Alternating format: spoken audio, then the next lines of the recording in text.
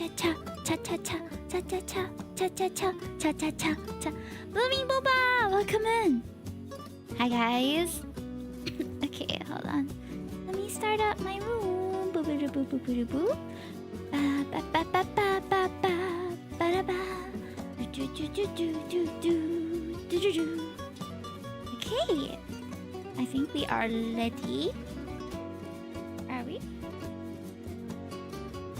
Hey, Fake a Cake, welcome in. Love the name. 6, 7, now 8. Oh my god. Hello. Oh, where am I? Ah, there she is. Hi, guys. Good evening. How's the volume and all? I'm feeling like I'm a bit robotic. Hold. Testing, testing. 1, 2, 3. How's the sound? I think my ears are a bit ditch, honestly. So it's a Jin reference from BTS. Oh, is it? Oh my gosh, I'm so sorry. I'm like super out of touch with anything to do with bands. I like K-pop bands, but I like BTS songs. Hi guys, let's do a quick roll call. My name is Himitoki. I'm a bunny princess VTuber. Nice to see you again this evening at 8 p.m. on this lovely Thursday. Hi Jaylem, hi Fake a Cake, hi Blooming Boba. Welcome in, you guys. Now, I've seen most of you on Monday, and on Monday we did a very fun not behind the scenes. You say behind the scenes, now I got confused. We did a recap, a Hime's Harem recap, which was a way to dedicate all the different cool and suave and cute love interests that we've explored over this year, as well as characters I've been interested in over 2025. So if you want to try the quiz and get our exclusive Discord role, you can join the Discord over here, but you can get the exclusive Discord role by participating in the quiz, and we're gonna close it at the end of this week. You can also check out the VOD from this Monday, where all the answers were given, so you can ensure you get that 80% pass rate to get your role, okay? So that's something that you guys can do as and when. Hi Bullseye Bob, welcome in. How are you? Welcome, welcome. I am a little bit tired today, not gonna lie. This week has been pretty brutal at work. I have been overtiming almost every day and not going home on time, which isn't good, but hopefully it's just for the start of the year and it doesn't continue that way. There's just been so much work to clear, lots of paperwork at the start, except for today. Today, I made it a point to go home right after work ended, so I made sure that I did not overtime, and I came home. I had one of those ready-to-eat meals that I started ordering from a provider so that I don't have to worry about dinner. Chewy's out for lessons today, so I stayed home and I did eat. Yes, I did eat. So what did I eat? I actually don't know what I ate. It kind of felt like a meatloaf, but also not. Okay, it was a homemade luncheon meat army stew with cabbage, onion leeks, and shiitake mushrooms.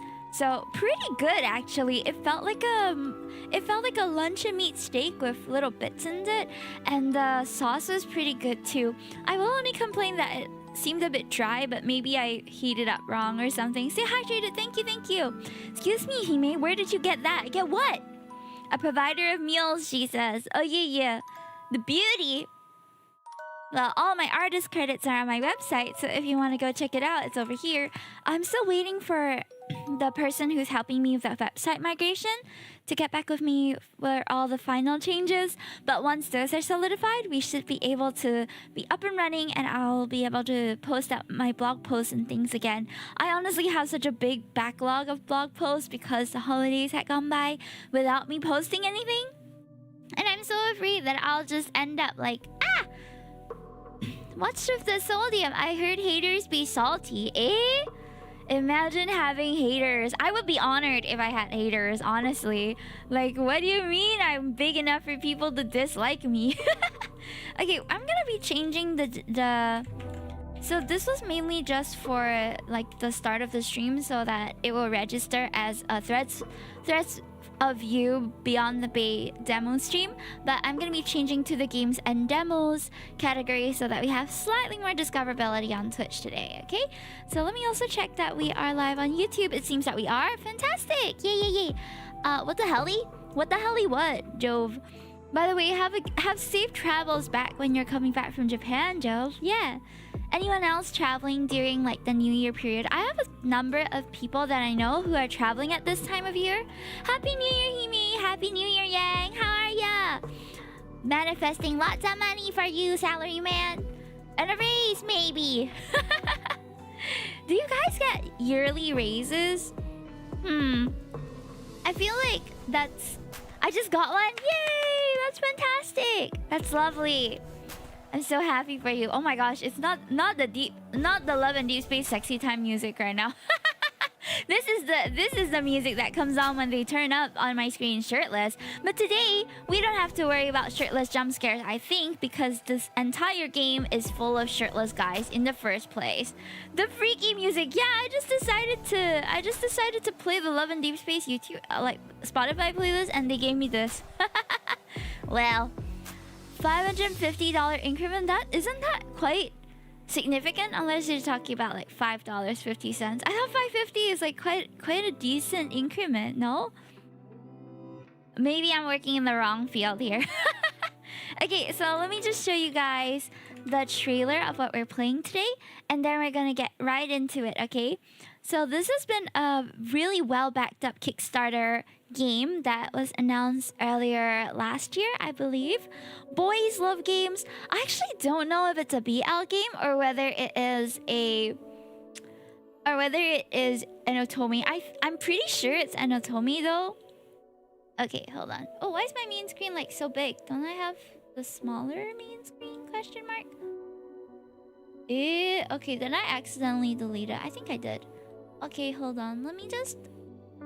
Okay, I think this is fine. This is fine, right? This is fine. You know what? Let's just go to our overlay for this instead. So this... Look, it's us! We're live! Yay! Good evening. Hi, James Yeager. Welcome in from YouTube. I see you, I see you. Okay. So here we are. We're being recommended. Yoo-hoo! Okay, so it seems like the demo is about 2 to 3 hours long. If we can, we'll play through the full demo. Why am I moving? Streamception, yeah, a little bit. Okay, let's just watch the trailer first. Oh, it's like super soft. Why? Okay, I see. Hold on. Hey.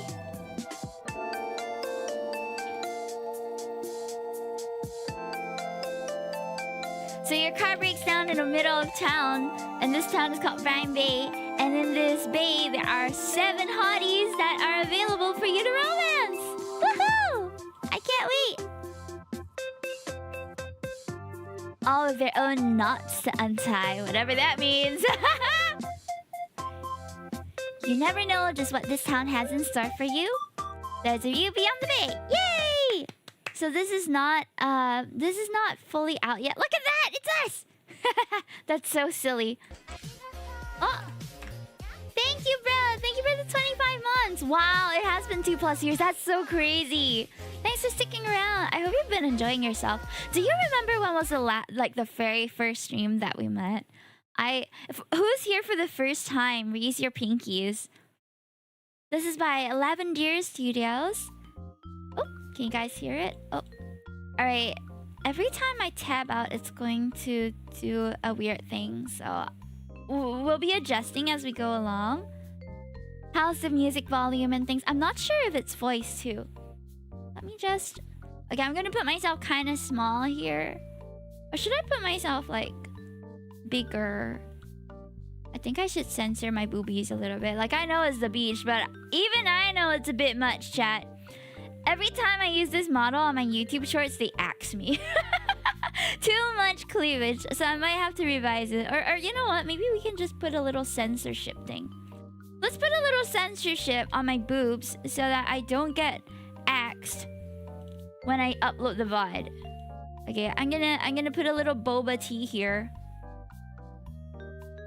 I wouldn't go to the beach without some good old bubble tea. Yes. Not the sipping emote. Oh my god. Boba? It's my cousin. What? Your cousin's name is Boba? That's wild. Looks even more lewd, but sure. No. Wait, they have a popsicle cursor? That's so damn cute. Do you see this? Do you see my little ice cream? Wow. I'm gonna make the music just slightly louder. Enable self-voicing. What does that mean? Self-voicing enabled. Ah, okay. Self-voicing disabled. Okay, I guess they like describe what's happening in the scene. Text speed, we can probably go a bit faster. Alright. Seems like we are ready. Ooh. The SFX is crazy. Did you hear that very deep bloop? Whoa. Let's make that slightly softer. A very deep bloop. Okay, I think we're ready. I don't know if they have a little intro to all the characters, but I guess we'll get to know them as we go about. Oh, I'm blooming Boba. Ah, true. Why did I not connect the dots there? That's crazy. My name is... Oh no! Oh no, I didn't put my name. Am I supposed to? I'm a she, her. I'm feminine. Oh, I didn't know that they had let's a little avatar here. That's so cute. Let's go with the little swirly spots. Now the sound is a bit too soft, chat. Okay. It's very soft, but you can hear the little splash of the waves in the background. Very ASMR beach background type thing. I like having like round, cute eyes. Do this.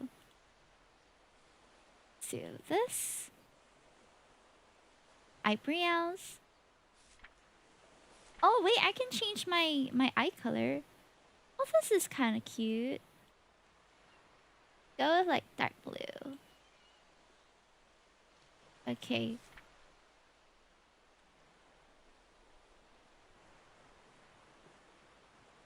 Look, I keep accidentally selecting things.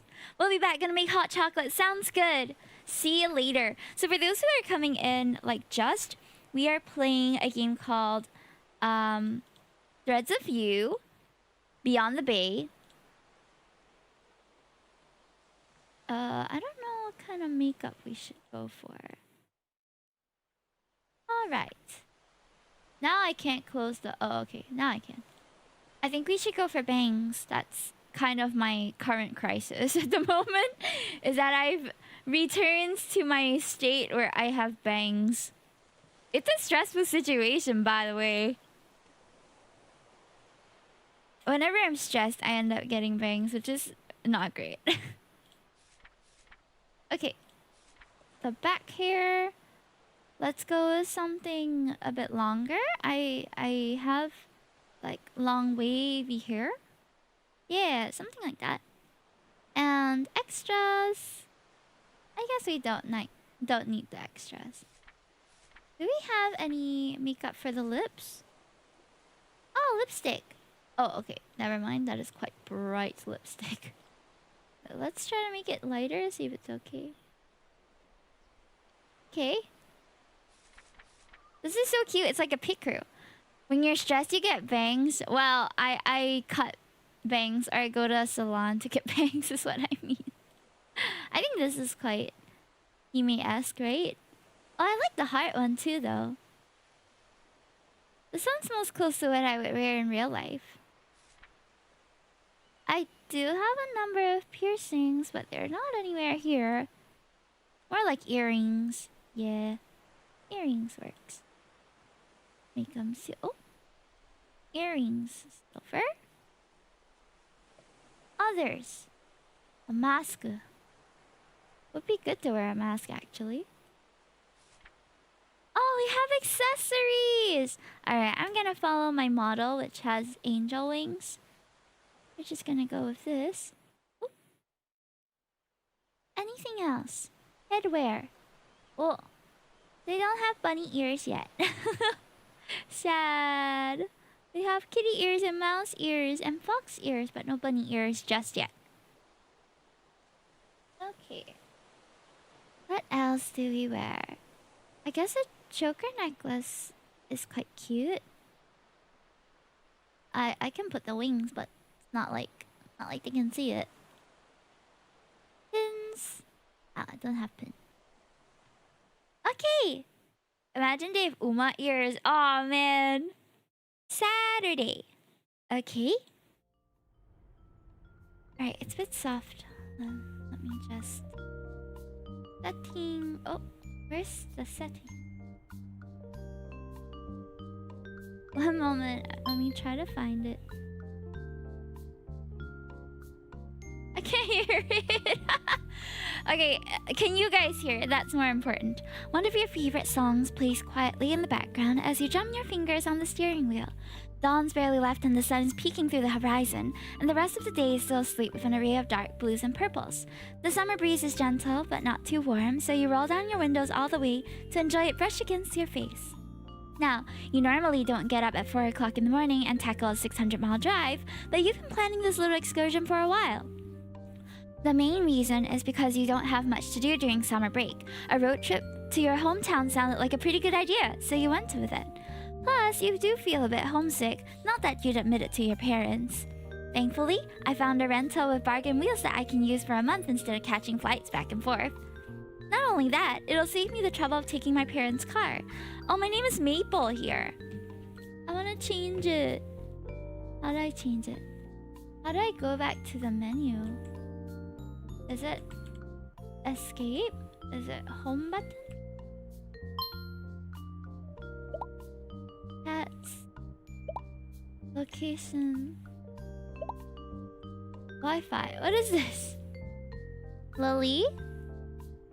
Hippie. I think these are real users.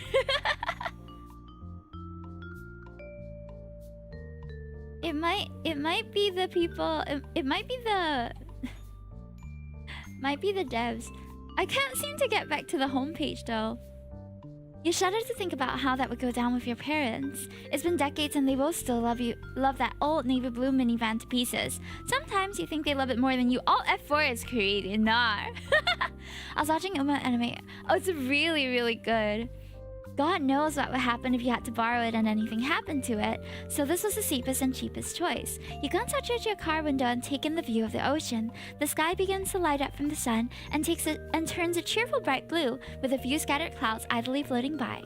Waves softly roll across the ocean surface to greet the beginning of a new day. You can't think of anything better to watch in the morning.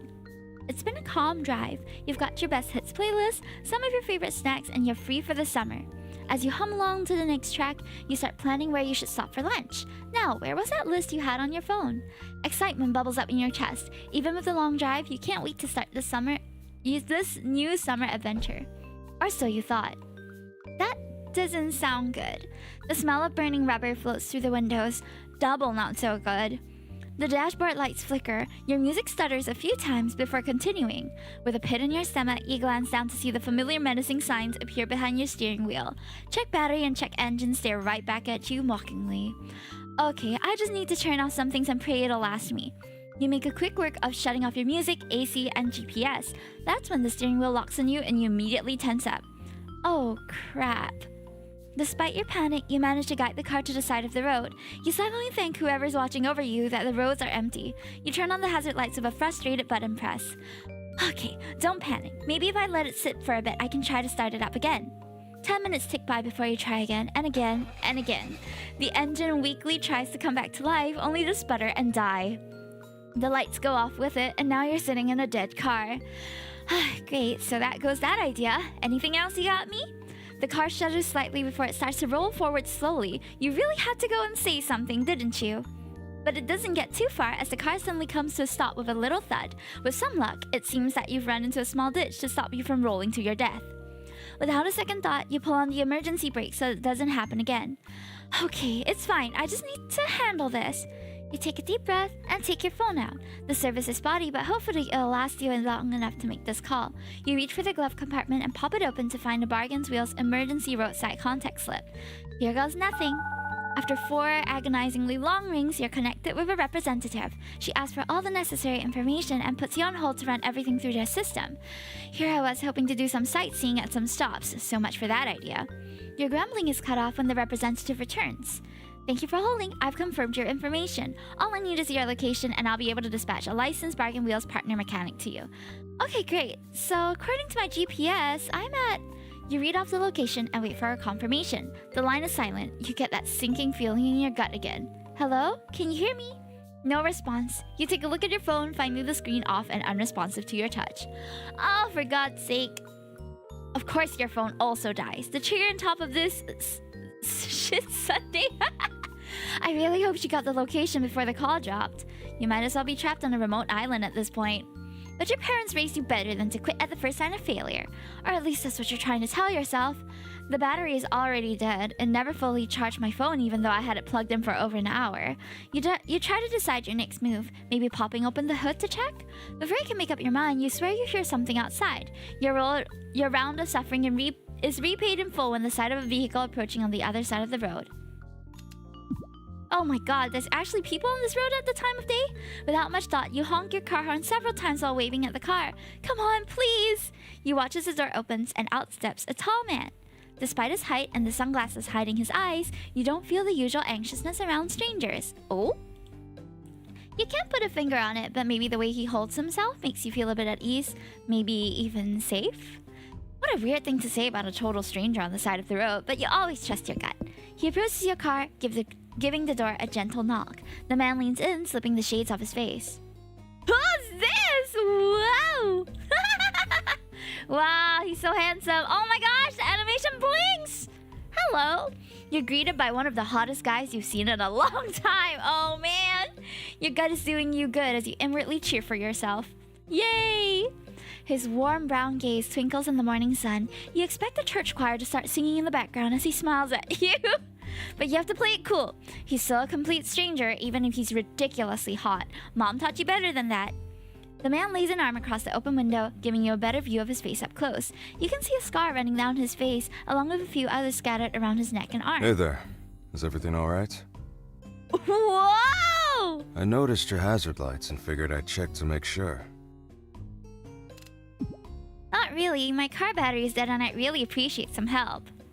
I was about to go and pop open the hood to check myself, but then you showed up, thankfully. Excuse me? His voice is so nice! He offers you a sympathetic look and nods in understanding. I'm sorry to hear about that. Do you need help jumping it? Why does this one sound like Silas' Unk voice? Ayo smash! Oh my god, you guys. True though! I've got cables in my trunk. Let me turn my car around and I can get that going. Wait, he just said that! Ah, I'm flustered! Ah! I really appreciate that! Before you came along, I was trying to call the rental company to get some roadside assistance, but my phone died just as I was giving her my location. What a crazy stroke of luck, huh? Sounds like you... Oh wait, he said sounds like you've been through a lot. Okay. The Unk voice is no more... Oh. Why don't you borrow my phone and make that call again? Sure, thank you. Are you sure? I'm asking a lot from you as a total stranger. He shakes his head, handing you his cell. Oh, and my name's Gene Williams. Just Gene is fine. Ah, this is Gene. Why did I think that Gene would be, like... He seems to carry himself like he seems a bit older, you know? In any case, guys, can we get some Gene in chat? Gene. You give an awkward nod of approval. I'm Hime. And I haven't set my MC name. We're not total strangers now, right? Gene flashes you another warm smile. Just sit tight and make that phone call while I move my car. Okay. Oh, and make sure to pop open the hood. Alright. Ah! He leaves you to it and heads back to his car. MC's name is Player in the promotional material, but you can set it to whatever you want. I set it as IU, but I'm gonna set it to Hime at some point. You dial the number and almost cry when you hear the voice of a representative pick up. Making quick work of providing the information again, you also ask if you could get a replacement vehicle. The representative puts you on hold while she looks into it. You wait, tapping a finger on the steering wheel. 12 minutes tick by and your tapping speed increases with each passing minute. It's taking longer than I thought. There's no way I got disconnected again, right? You pick up the phone, your shoulders slump in relief as it lights up, still on the call screen. Hello, thank you for holding. Unfortunately, all rentals in nearby locations have been reserved. No! We're left here! We should get a heart rate monitor. I have one on my throne, but it hasn't been bought yet. Early birthday present, anybody?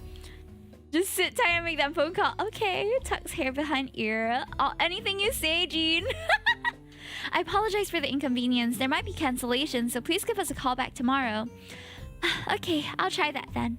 Are you sure there's nothing else we can do in the meantime? I'm afraid not. However, we may be able to cover the repair costs. In addition, we can reimburse you for emergency accommodations. Of course, this will depend on the limit based on your coverage. Well, it's better than nothing, thanks. You notice Gene waving at you. He mimes the action of turning on the ignition, so you grab your key. You have a nearby contractor that's been dispatched to you. Do you have any other questions for me? You insert the key and silently pray. Nope, that's all, thank you. You've given the typical end of call company shtick before you hang up. Talking about real? Oh, that's crazy. Wait, what does it look like? With bated breath, you turn on the ignition. The car sputters and miraculously starts. You break out into a grin while letting out a little whoop of victory. You see Gene gives a thumbs up before he exits his car. Ah!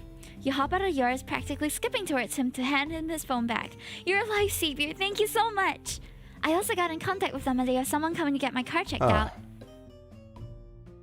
Where are you heading, by the way? I was on my way to Sunny Cove Valley. That's a bit of the ways from here. I'm on my way back to Byron Bay. Oh, where's that? I never got a proper look at my surroundings on the GPS. Oh my goodness. I hope she brings you much joy, Brad. It's the town nearest to us and where I live. I just got off work, actually. My office is in the next town, so I have to make the drive. I'm heading to SVC to visit my hometown for summer vacation. Or that was the plan before, you know. That must have been a pretty bad scare out of the blue, huh? You have no idea, but thank us again for the help. His shoulders drop as he lets out a sigh of relief. The smile on his face widens, looking genuinely happy to have helped. It's a rare sight to see someone like him nowadays. So, do you have any particular plans for your vacation? Does he want to make plans with us? Ah! I'm here! I'm listening!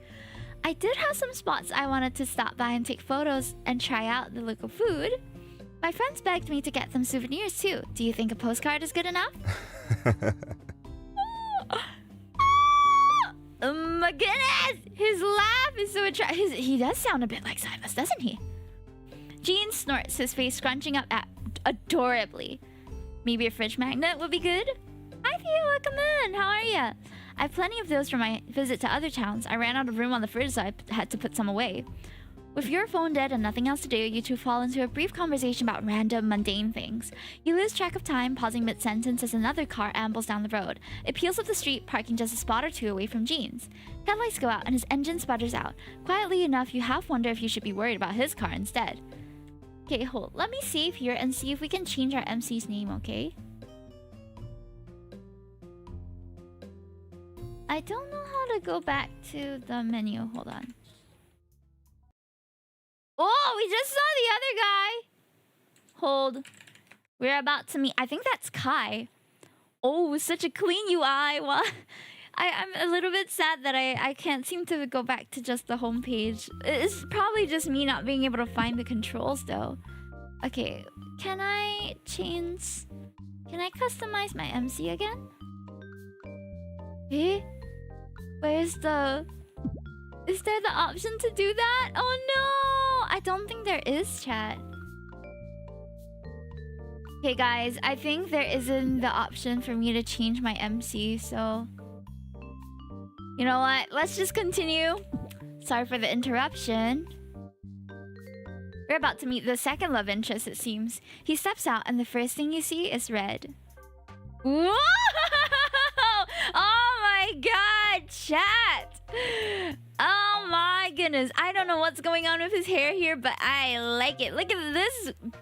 This is a hunky man right here. Uh-oh. Hi, Hero. Welcome in. You mean playing Lads all over again? Oh my gosh. No, Lads took a much longer time to reveal the leads to us, but this one's just like bing, bang, boom. Hot man, hot man, hot man, hot man. Wow, where is this? This is the side of the road. What is going on with his shirt, though? Like, he has a shirt, but it's also kind of half a collar. Also, there's, like, sleeves. but I kind of like it. You can pull anything off if you're hot, let's be honest. With a toolbox in hand and his hand adjusting a utility belt as he approaches, it's an easy guess. He's the mechanic! Ah! Or a really overly prepared do-gooder like Jean, maybe. He nods at you with recognition when you flag him down with a wave. He smiles, an easy lopsided thing meant for his damsel in distress. Ah! His arm might be a tattoo. Oh, wait. Oh, you might be right. But it's like the same color as the... We'll find out, I guess. Like a blackout tattoo? He's damn cute for a mechanic. Maybe in your next life you could be a car instead. She's so me! Oh my god. Maybe in my next life I could be a car instead. Ka-chow, clank, clank, everybody! Oh, so that smile wasn't meant for you. With a two-fingered salute and the tools clattering around his belt, the vague tension in Jean's expression all but fades. That really says it all that you needed to know about these two. They're acquainted. Friends, maybe? That's something to be grateful for, you hope?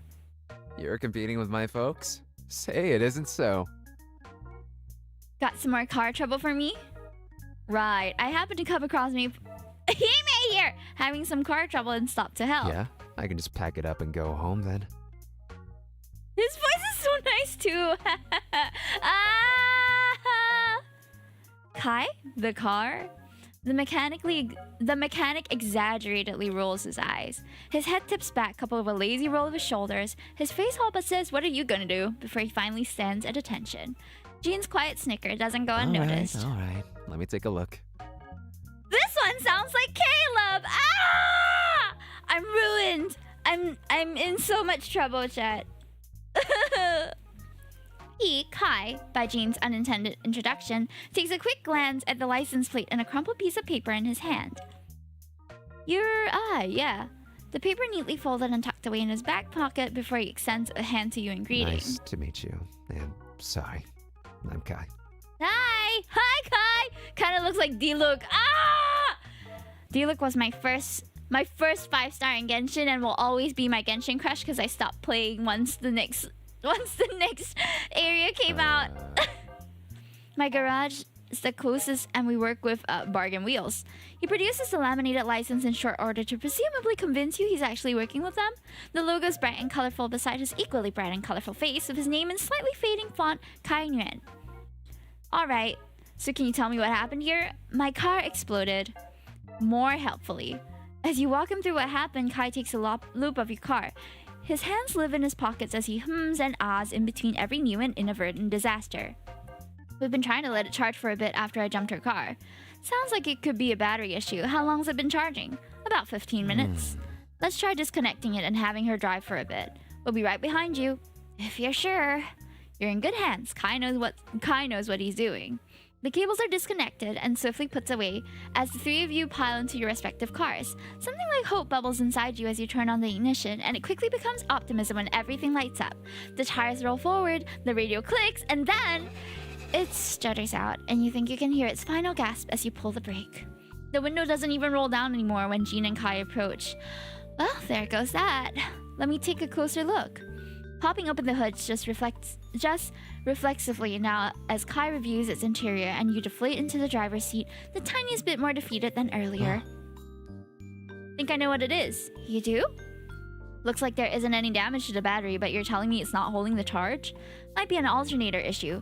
I'll get this towed to the shop and have a full diagnostic run just to make sure. Let me just make a call. It'll be a bit, so, you know, hang tight. Oh, is it gonna be a while? Gonna do my best to make sure it's not. Jean waves him off before shooting you a tactically sympathetic look. Sorry that the jump didn't work out. Don't be, I'm just glad someone stopped, you know? If it's alright with you, I can give you a lift to town. What? No, I can't put you out like that. It was already enough that he stopped and tried to help. Asking more than that just seemed rude. It's okay, Hey, you two, sorry to interrupt, but I just need you to confirm some things with the towing company. Kai hands you the phone and you relive the same conversation a fourth time. Yes to this, no to that, and a bunch of other responses in between. By the time it's over, you're about done with the phone calls for the rest of the day, maybe even for the rest of the week. Jean digs out his keys, quickly hitting the lock button until his car gives a cheerful bleep. So, how does that ride sound? I'd really like that. If that's the case, let's share contacts. Jean can take you into town while I wait here. I'll give you a call once your car's in the shop.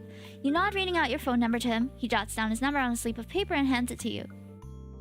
They both offer to help you move your things to Jean's car. Everything gets loaded in his backseat in no time. I'll see you later, Kai. Stay safe out there. Kai gives him the same salute from earlier and waves him off. Just as you reach the passenger side door, Jean's right there to open the door for you. You mumble your things and get in, feeling a bit flustered. Jean gets into his side as soon as you're properly buckled in. All set? You double check your seatbelt before giving him a nod. He turns on the radio to some popular station you've heard of and peels off into the road. The windows are slightly rolled down and you get the lovely breeze you were enjoying earlier. It's almost as if nothing ever happened and you're back on the road, heading to your hometown. That is, until you hear Jean's humming slowly pick up in volume from beside you. You glance over at him as he continues to hum along, tapping his finger on the steering wheel. He notices you staring and jolts, clearing his throat. His cheeks look just the tiniest bit red. Sorry, force of habit. I'm used to driving alone, so I ended up doing what I usually do to pass time. He sings just like Silas! No, it's okay. By the way, you and Kai seem to know each other pretty well. Do you know each other from work, or... You could say that. I'm usually sending my patrol car to him for tune-ups or repairs. Oh, are you a police officer? Sheriff, actually. It's a bit different from a police officer. I won't get into it, though. I don't want you falling asleep on me. I mean, if you're up for answering some things, I've got a question or two. Really? Ask away, then. What's Brine Bay like? You said you lived in Brine Bay, right? I never got the chance to check out cities apart from pit stops, so I'm curious. It's a humble little town with a great community. Nothing crazy happens nowadays, but I like it that way. It's a big step up from how I was when I was growing up there. Was it really that bad before? His brows furrow at the question. It was definitely tough, not the best place to raise a family or settle down, that's for sure. He seemed to notice your growing unease at his description and relaxes his expression into a reassuring smile. Well, I promise that you'll be safe while you're in town. Sheriff's honor. Well, if the sheriff himself says so, I'll make sure to find you if I run into any problems. That's what I'm here for. I doubt you'll end up in any trouble, though. Unless you're a troublemaker, that is. I need a lawyer present to answer that. I'll have you know I'm a law-abiding citizen. Although, if you want any info out of me, I'll need to phone a lawyer first. He laughs heartily, followed by a short snort. I'm being serious. Your green is giving you away, clear as day. I'll take your word for it. I doubt you'll be able to hurt a fly, let alone do anything illegal. Nothing crazy, and there's 7 hot guys? Well...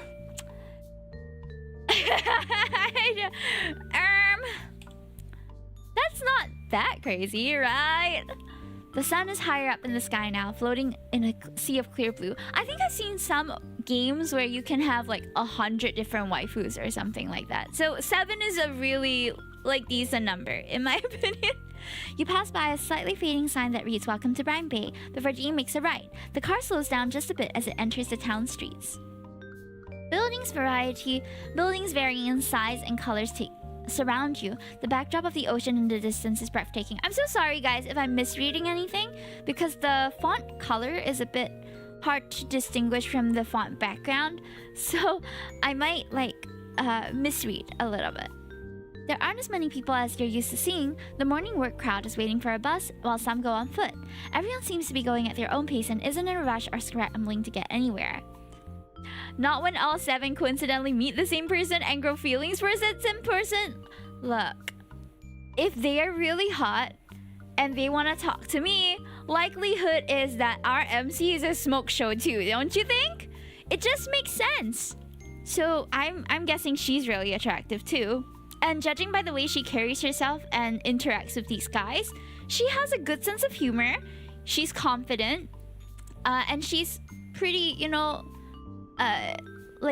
nice. So I think it's quite easy to fall in love with her. I would say just from these things alone. But I don't know if the routes are going to just branch out and then you'll be pursuing like 1-to-1, or whether it's gonna be a situation where at the end of the prologue all of them kind of express interest and then you kind of have to choose who to go with, because that was what Bust the Fellows was like. Okay, here we are. Welcome to Brine Bay. I've been meaning to ask, but were you in a rush to head to SCV? Not really. I accounted for pit stops and sightseeing. Why? Well, since you're here and need to wait for Kai, why not do some of that? It's not a huge town, but it is plenty to do if you look around. There's an arcade, places to eat, maybe the beach. The sound of your luggage being jostled makes you look at the back seat. I'd love to, but maybe I should find some place to put my stuff down first. Somewhere I can stay a night or two would be nice. I know just the place. It's called the Coral Inn and it's a great rest stop. The one who runs it is an old friend of mine. Another friend! Just a fair warning, he's not exactly the receptive towards tourists or unfamiliar faces, but he's a nice guy. But he runs an inn! What do you mean he's not receptive to tourists? Do the locals stay at the inn for some reason? Isn't that bad for business? You know, since exactly my thoughts, MC. What the heck? Gene shakes his head, huffling out a fond laugh. You'd think that, but he makes it work. Okay. The car turns into a smaller street and approaches a parking lot. You look past the lot to see a pleasant two-story building painted white with light teal roofing. Gene parks in a spot near the main entrance and shuts off the engine. You unbuckle your seatbelt and crack open the door, getting ready to step out to grab your luggage. But he's so nice! He's quick on his feet, hopping out of the car before you can utter a word. At his insistence, he carries your luggage for you as you two walk into the lobby. This is what I call like the comfort character. You know, he just swoops in, saves the day, makes you feel well taken care of, and then you slowly explore your options. But typically you would go for the first one that you meet as well, unless you really dislike his vibes. But why would you dislike his vibes? And he's so nice. It has a bit of chic flair alongside the cozy vibe, with framed photos of the runway designs along all the walls. Oh. Speaking of, you walk up to check-in desk where a man is idly flipping through a fashion magazine. Dante, how's business been? Dante looks up and sets his reading down, a smirk forming on his lips. Like usual, he turns to you and greets you with the same laid-back smile. Welcome to Coral Inn. The name's Dante. We're not a bed and breakfast, in case you're wondering. He's an old friend of mine from high school and the manager here. This is Hime. She got into some car trouble and needs to stay here for a bit while Kai takes a look at her car. I know it's sudden, but do you think you could do me a favor and try to help her out with accommodations? Hey, yo, Gruffy, man! Chat, maintain yourself! I don't even know if we get to see him, though. I don't remember his name being on the list of characters we can romance. Well, anyway, I don't know, man. I'm already cutting it close with my margins this bill cycle. Oh, no worries. I have a card, so I can pay. The rental company told me I'll be reimbursed for emergency accommodations, so it'll all be good. Cool. We've got all the amenities you'll ever want. Wi-Fi, air conditioning, running water, really extravagant stuff. I mean, what else could someone ask for? You'd be surprised. Some clientele really like glitz and glamour, but you don't have enough to cough up for hotels in the next town. Hell, one guy wanted a personal sauna and jacuzzi. I almost laughed in his face. A ringtone interrupts your conversation and Gene takes out his phone, excusing himself to answer it. Well, that about covers it. Would you like a room? Yes, please. You hand him your card and he starts tapping away at his keyboard. He prints out a form for you to sign, handing back your card with a room key. You're all set. Have a nice day. He seems to really want to get back to his magazine because the moment he finishes he picks back up, flipping until he reaches a certain page. You thank him and head over to Gene. It sounds like he's finished up a call as he hangs up the moment you walk up beside him. He turns to you and smiles even though there's a pinch to his brow now. His shoulders look just as tense as his jaws, so you give him a worried look. Is everything okay? Oh yeah, nothing to worry about. I'm sorry, but I'll have to leave earlier than I wanted to. It was from the station. I need to book it back there for something. Oh, that's fine. I'm sure we'll see each other again at some point. We will. I'll make sure to drop by if I can. Ah! Gene's gonna visit us while we're staying here! Yay! I'm not about to complain about a handsome man accompanying me for a sudden trip. Nice to have company. Thank you for lurking. Just try to enjoy your stay while you're here. Make sure not to get too crazy, though. You wave at him as he rushes towards the entrance. Dante shouts a farewell, and just like that, he's gone. Hi, Gamma. Welcome in. Well, time to get settled. Oh, very simple room. Okay, give me a moment. I'm missing... Okay. The room following the theme of Brine Bay is also cozy and inviting. It's nothing too luxurious, but you find yourself becoming pretty attached to the vibe of the place. The bed looks so soft and comfortable, but you resist the temptation to flop down. You know, if you put your head down, you're gonna pass out for God knows how long. Girl, same! This is nice. I would have looked into staying here if I knew about this place. You set the luggage down by the door with a loud thunk. After spotting an outlet, you quickly fish out the charging cable to plug in your phone. While I wait for that to charge, I should look around the room. Maybe even try to get more comfortable? Oh, we have a decorations module! Guys!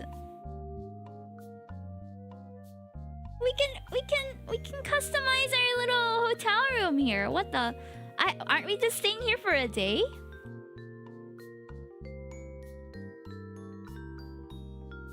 That looks suspiciously like a game I played. Wait, no. Isn't that the Resident Evil guy? Is that? Let's just choose our little... Oh, so many cute designs. Look at that. Above bed. Did we just bring all this with us? Or is this just so we can... I kind of like the strawberry one. The strawberry one's cute. Matches our clock.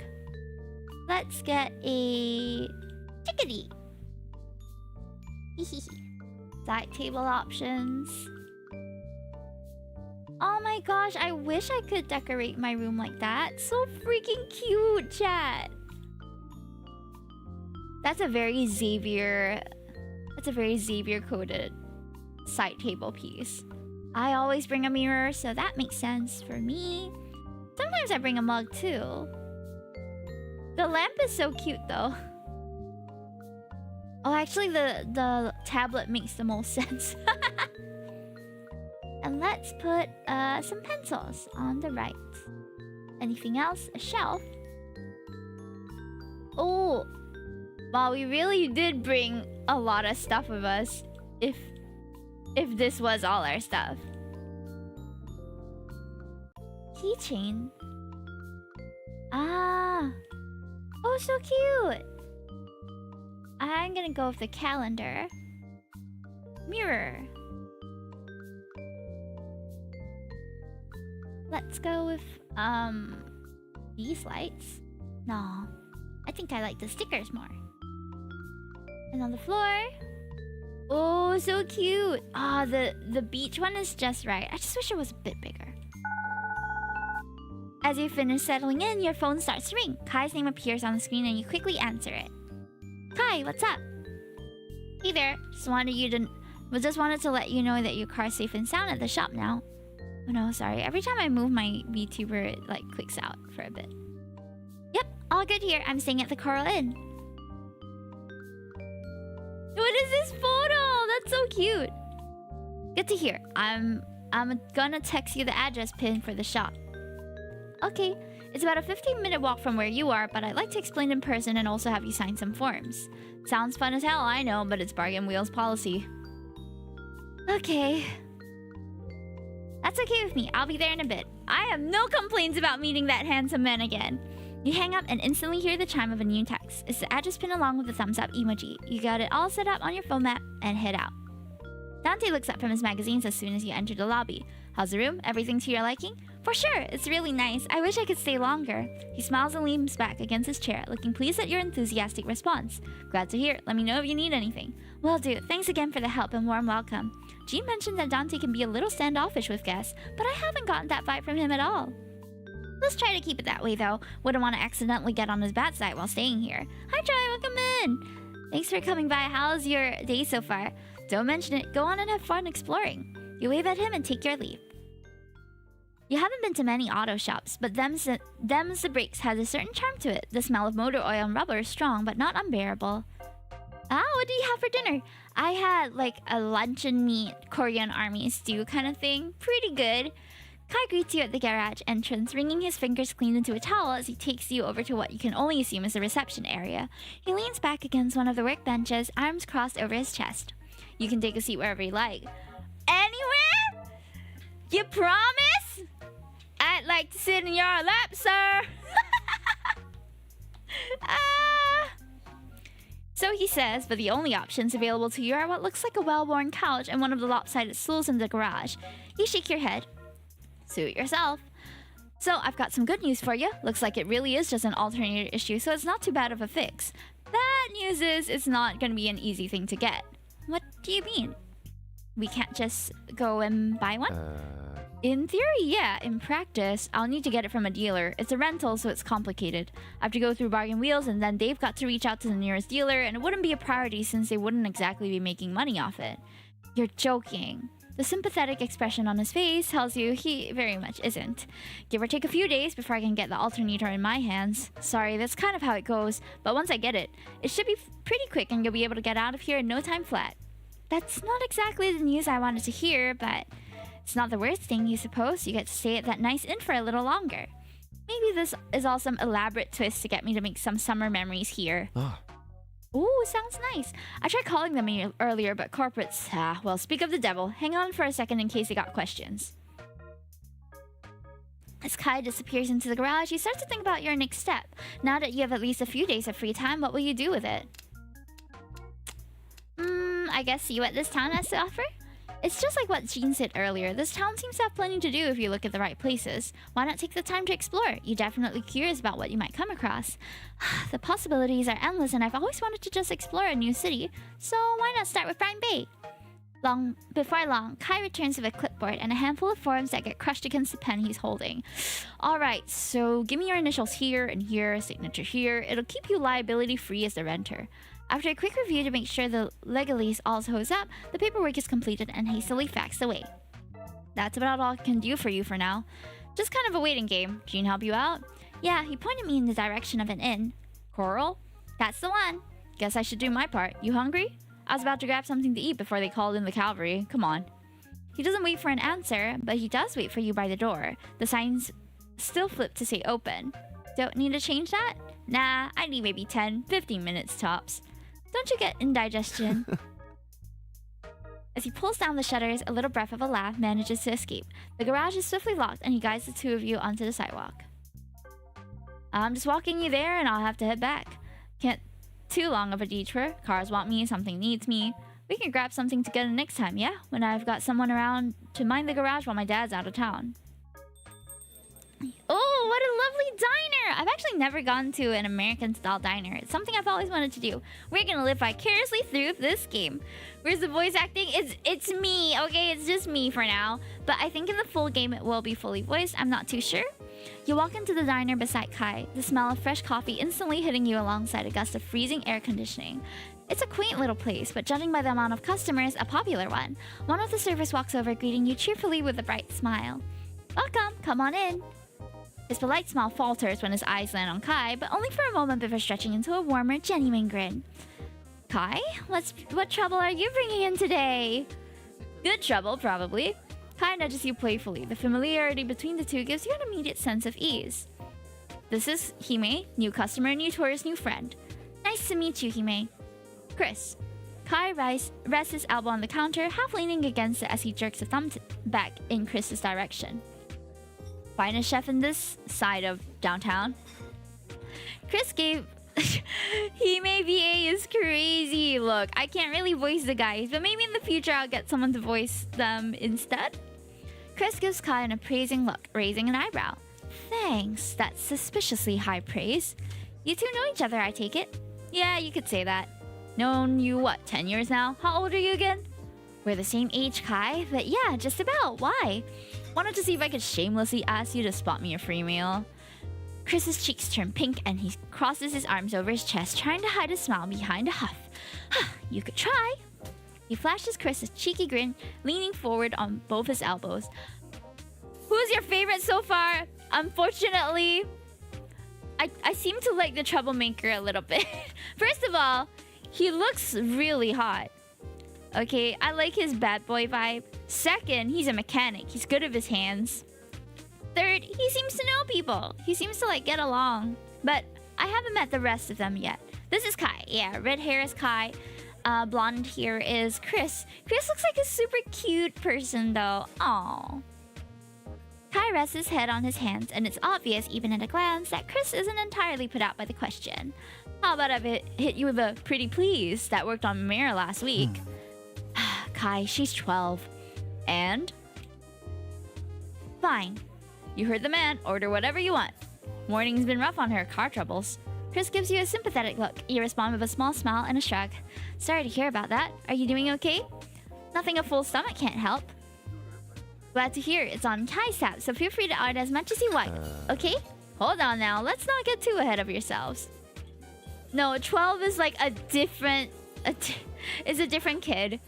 Why say pretty please when it's a guy? It's handsome please. I would like to hear you say that in real life one day, Jove. Just walk up to someone and say, can I have a meal, handsome please? Kai relents with a finger salute as his other hand reaches for the door. Don't be a stranger. Also, in the future, if you tell him Kai sent you, he'll give you 3 orders of hash browns on 1 big plate. I'll keep that in mind. Don't knock it until you try it.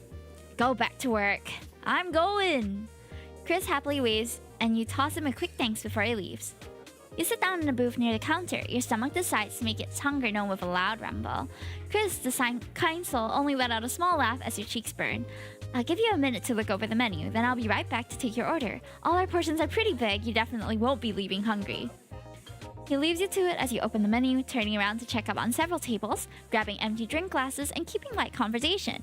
Somehow, he makes it look effortless. For all the stresses of today, you feel like you can finally relax, slumping into the airy booth seat. Let's see. French toast sounds good. Kai special sounds interesting too. I know what the rest are. I want to know what a Kai special is.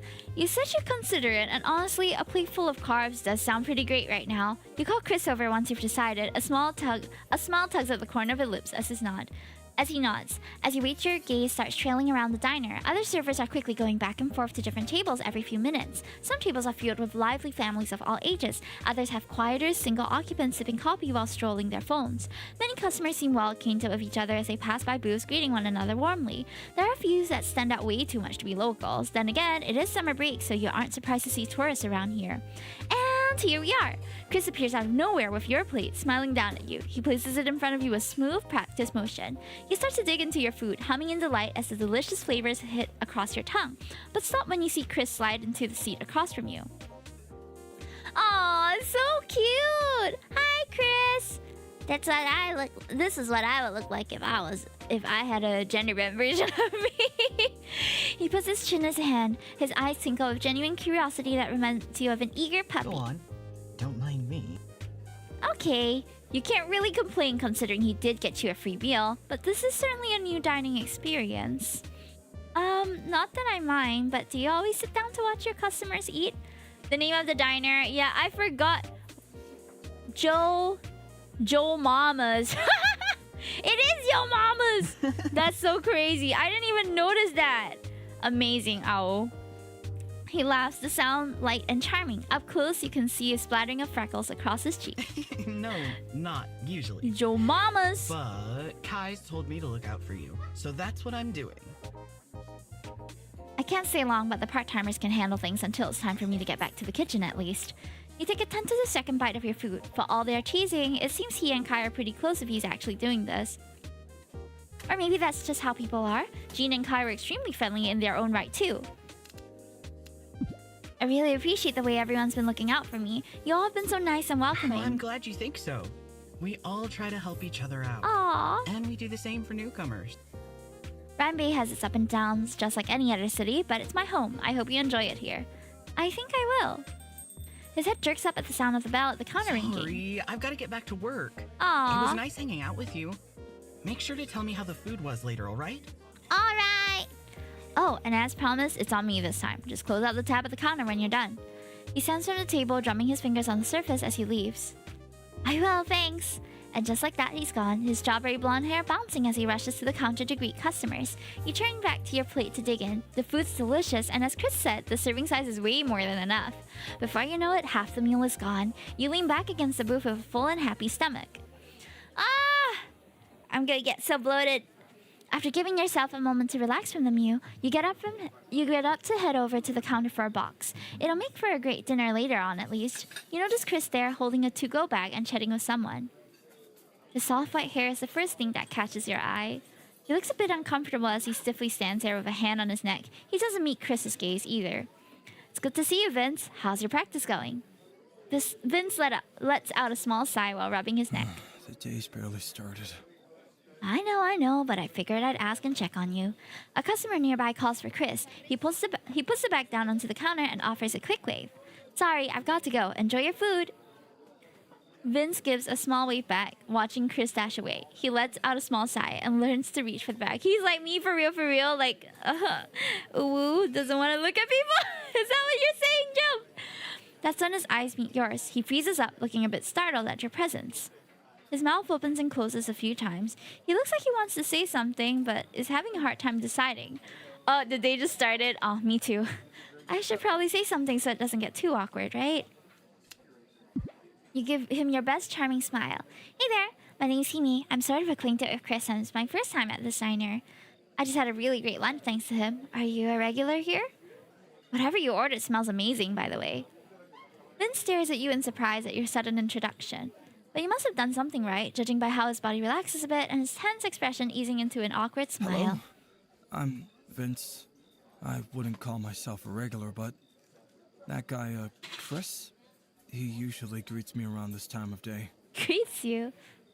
So I guess I kind of am? I think you can kind of tell, but I'm a new visitor to Brine Bay. I ran into some rental car trouble, so I'm waiting for that to get fixed. That sounds difficult. I'm sorry that happened. This guy's a little Xavier coded. You know, he talks slowly, calmly, is a little shy. It's okay. I've decided to make the best of my time here and take a proper look around. Actually, I was wondering if you had any recommendations for me. Are there any spots you like to go often? I like the beach. I spend most of my time there feeding the crabs. Huh, that's the first time I've heard that. What do you feed them? Usually pieces of meat from my meal. I tear up some chicken or beef, and they really enjoy that. Crabian! Oh my god! Crabian is a love interest from another Otome game we played recently called Taste of the Sea. Not Crabian! I'll be honest, I never expected crabs to like meat.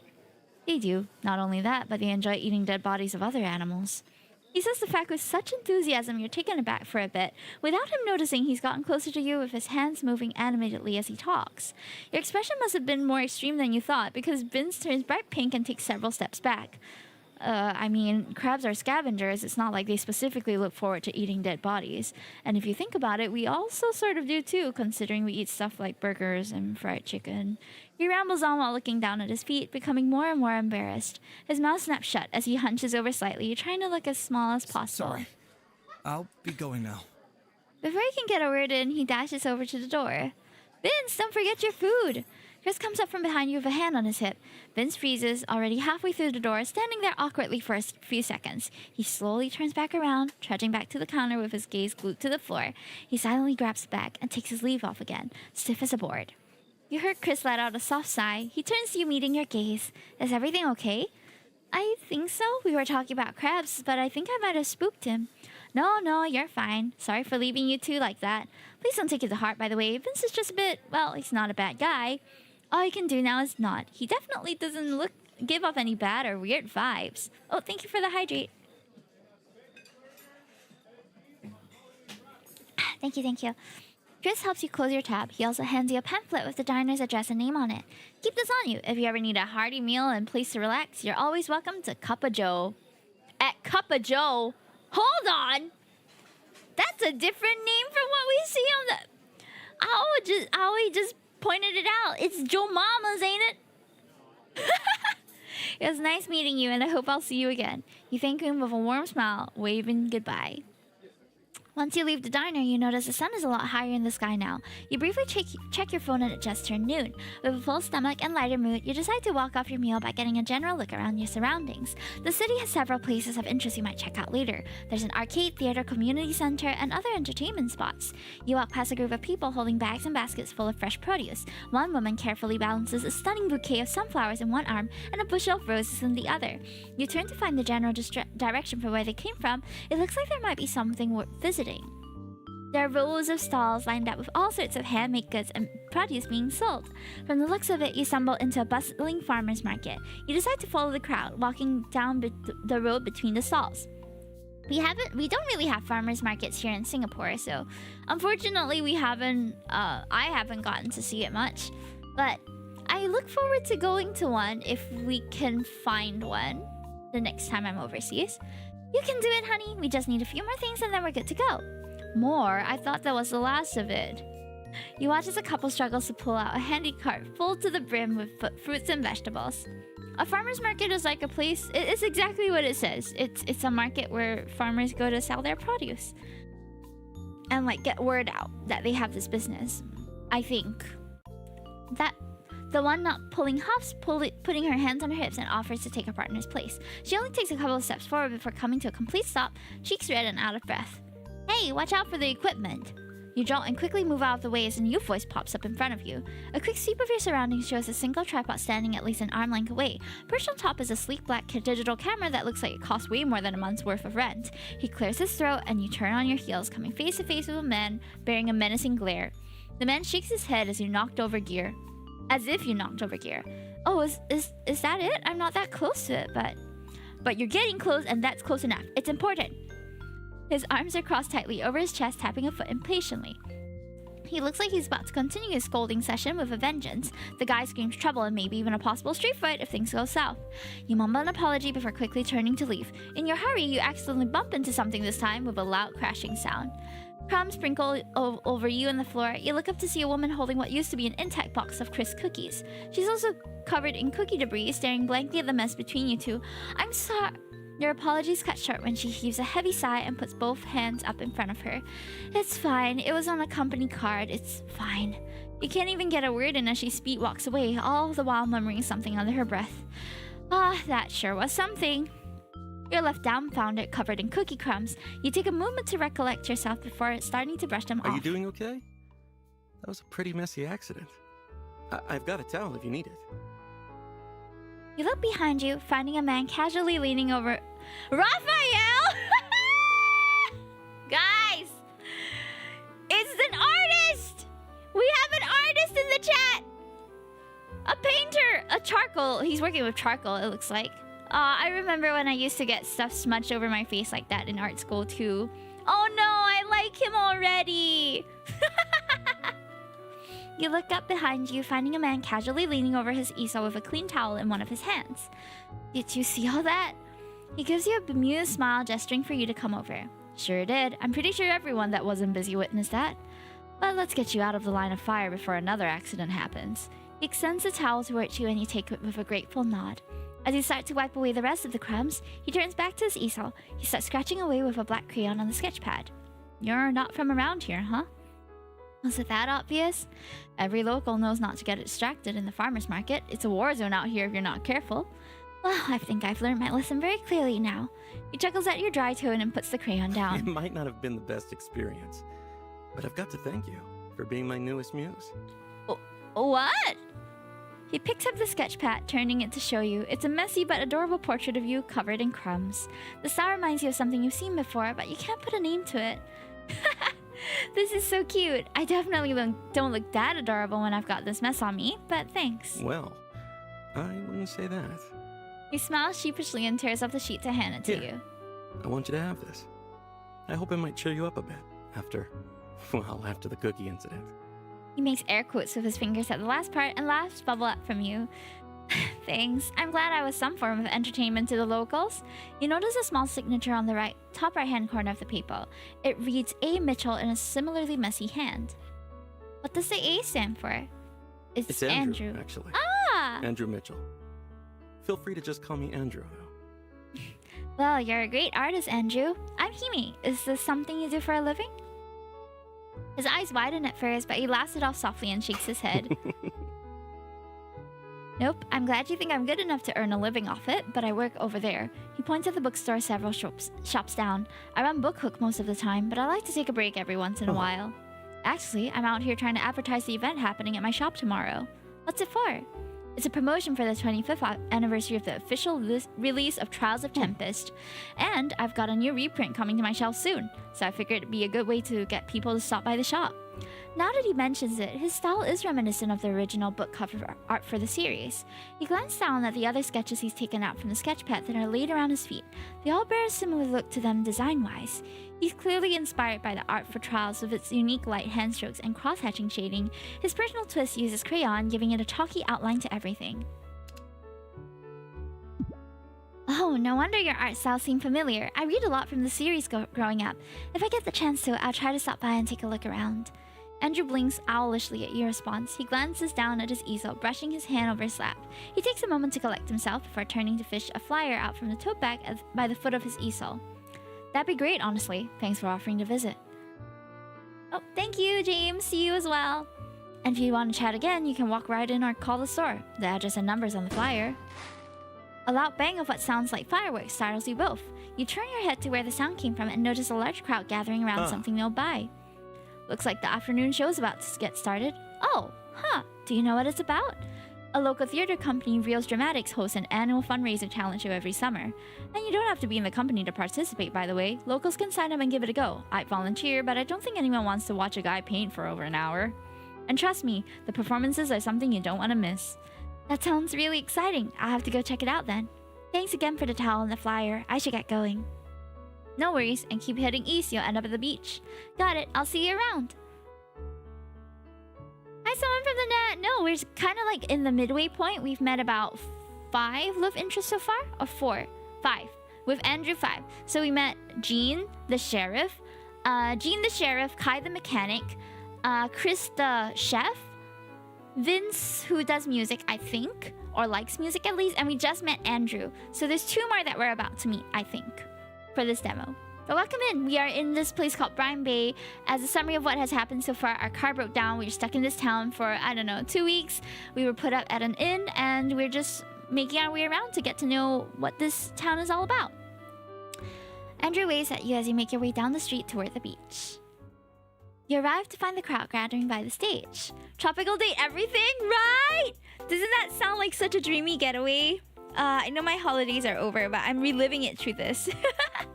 Music starts to blast on the speakers with a super lively and catchy tune.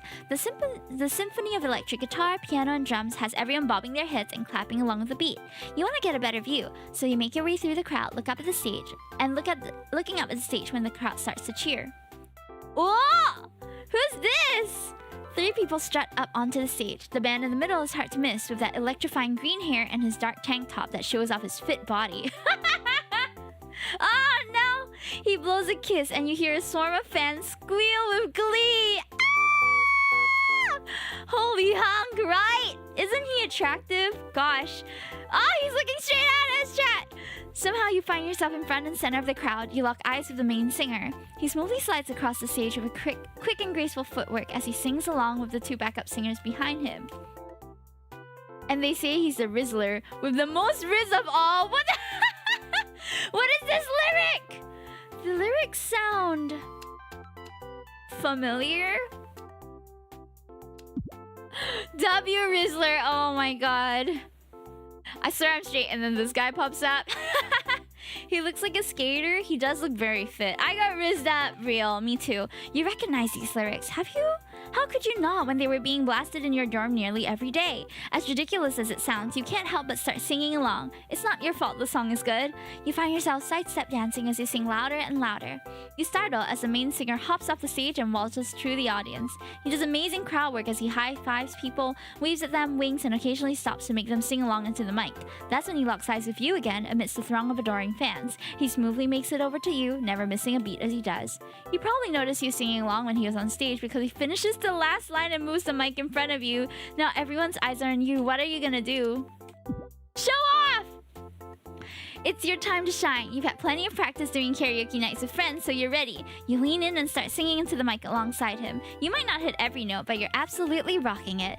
You notice his eyes twinkle happily at you as he sings. His grin is contagious and you feel yourself grinning back. Oh my! We're having a moment, chat! The 2 of you harmonize pretty well and the crowd loves it. Your spotlight moment ends as soon as he steps away and moves to the other person nearby. He does this with a couple more people before leaping back onto the stage. The music swells as he and the backup singers all strike a unique pose at the final note. A flash of sparklers rain from the stage to finish the show. Thank you! I can hear the blush. My name's Kevin Zuno, and these 2 awesome performers with me are Zoe and Mika. That sounds way too close to Zoe and Mira. Chat, is he?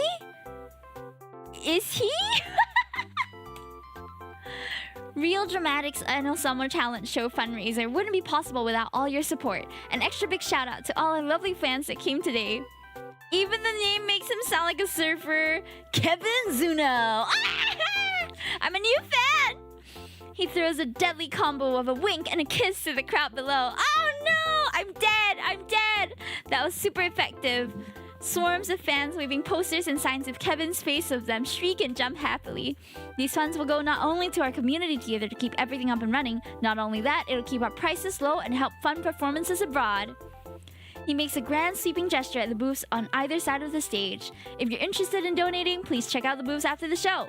Now that that's out of the way, give it up for our next act. We've got some wicked breakdancers ready to flex their skills. No wonder he's so dreamy, he's a demon! Oh no! I'll be your idol.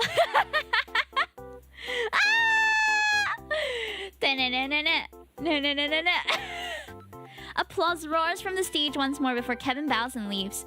You watch him move through the throng of people, and to your complete surprise, he heads straight for you. He stops in front of you, giving you a sheepish grin. Hey there! Thanks for watching our show. I hope you enjoyed it. Also, I wanted to say thanks for being such a good sport while I was doing crowd work. You might have heard earlier, but I'm Kevin. What's your name?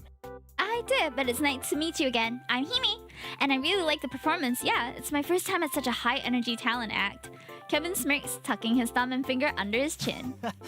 Well, you are talking to one of Brian Bay's biggest stars. He sounds like romance. Oh no! We have the mishmash. This universe has my Love and Deep Space boys, has the K-pop Demon Hunter boys too. We're in so much trouble, chat. It's only natural that my fans will come out to support me. Oh wow, really? Nah. His smile widens at your blank stare, but I do have a decent following. I'm a pretty big deal in the online theater scene. Oh, really now? Or are you bluffing again? Hey! This time it's for real. I've got at least 10,000 followers on here. He takes out his phone and rapidly taps away on the screen. Before you can get a word in, he faces it towards you. A muted video is playing on the screen showing various cuts of him performing on different stages. You know the amount of likes and comments on the video. He definitely isn't lying about his popularity, at least. You mentally jot down his username. The real Kev. Ah! The real Kev! To look up later. Now. He'll scroll on his page for hours if you don't stop him. Who's this? Why does he also kind of sound like Silas? Kevin and you look up from his phone to find a man standing a few feet away. He could easily be mistaken for a model with his looks. Oh no! He looks like one of the guys from Fire Emblem, but I can't remember who. He looks like Duncan from what's CDI? Long, wavy, light brown hair. Immediately the cafe music comes playing in so that you guys know he's a responsible, classy man. Long, wavy, light brown hair frames a handsome face, and thin frame glasses do nothing to hide his pretty brown eyes. Oh? Well, if it isn't my biggest fan, I didn't know the mayor of Brian Bay had the time to visit a humble He's the mayor?! Oh wait, yeah! Oh yeah, Total Drama. I know who you're talking about. Yeah, Duncan. I loved that season. I haven't watched any other for a while, but I like that season.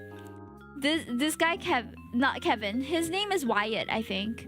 He looks like he's been in an AO3 novel. True. Kevin makes a grand show of greeting him with a deep bow. The man's cheeks tinge pink as he coughs into his fist. You can tell right away that Kevin's messing with you again. But for some reason... Oh, he's not the Kevin is a... I don't think I can do this, chat. He is a compulsive liar. He just like... bleh, and you can't trust what comes out his mouth. I don't think I can vibe with Kevin for that. But for some reason, you feel like playing along with his little joke. You sure do know a lot of people in high places. Please, ignore him. I could never be the mayor, really. My family just happens to be quite involved with the local development of Brian Bay. We own some real estate. It's nothing to brag about, but let's move on from that. Well, I'll be honest, when Kevin said you were the mayor, I already knew he was bluffing. Oh, what gave it away? I doubt any mayor dresses that fashionably.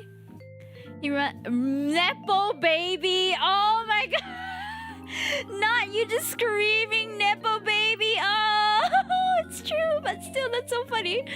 He runs a hand through his hair before flipping it elegantly.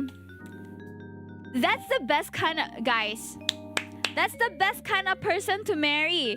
If you have a Nepo baby in your life who's single and available and your type, Go for it! You are set for life, chat.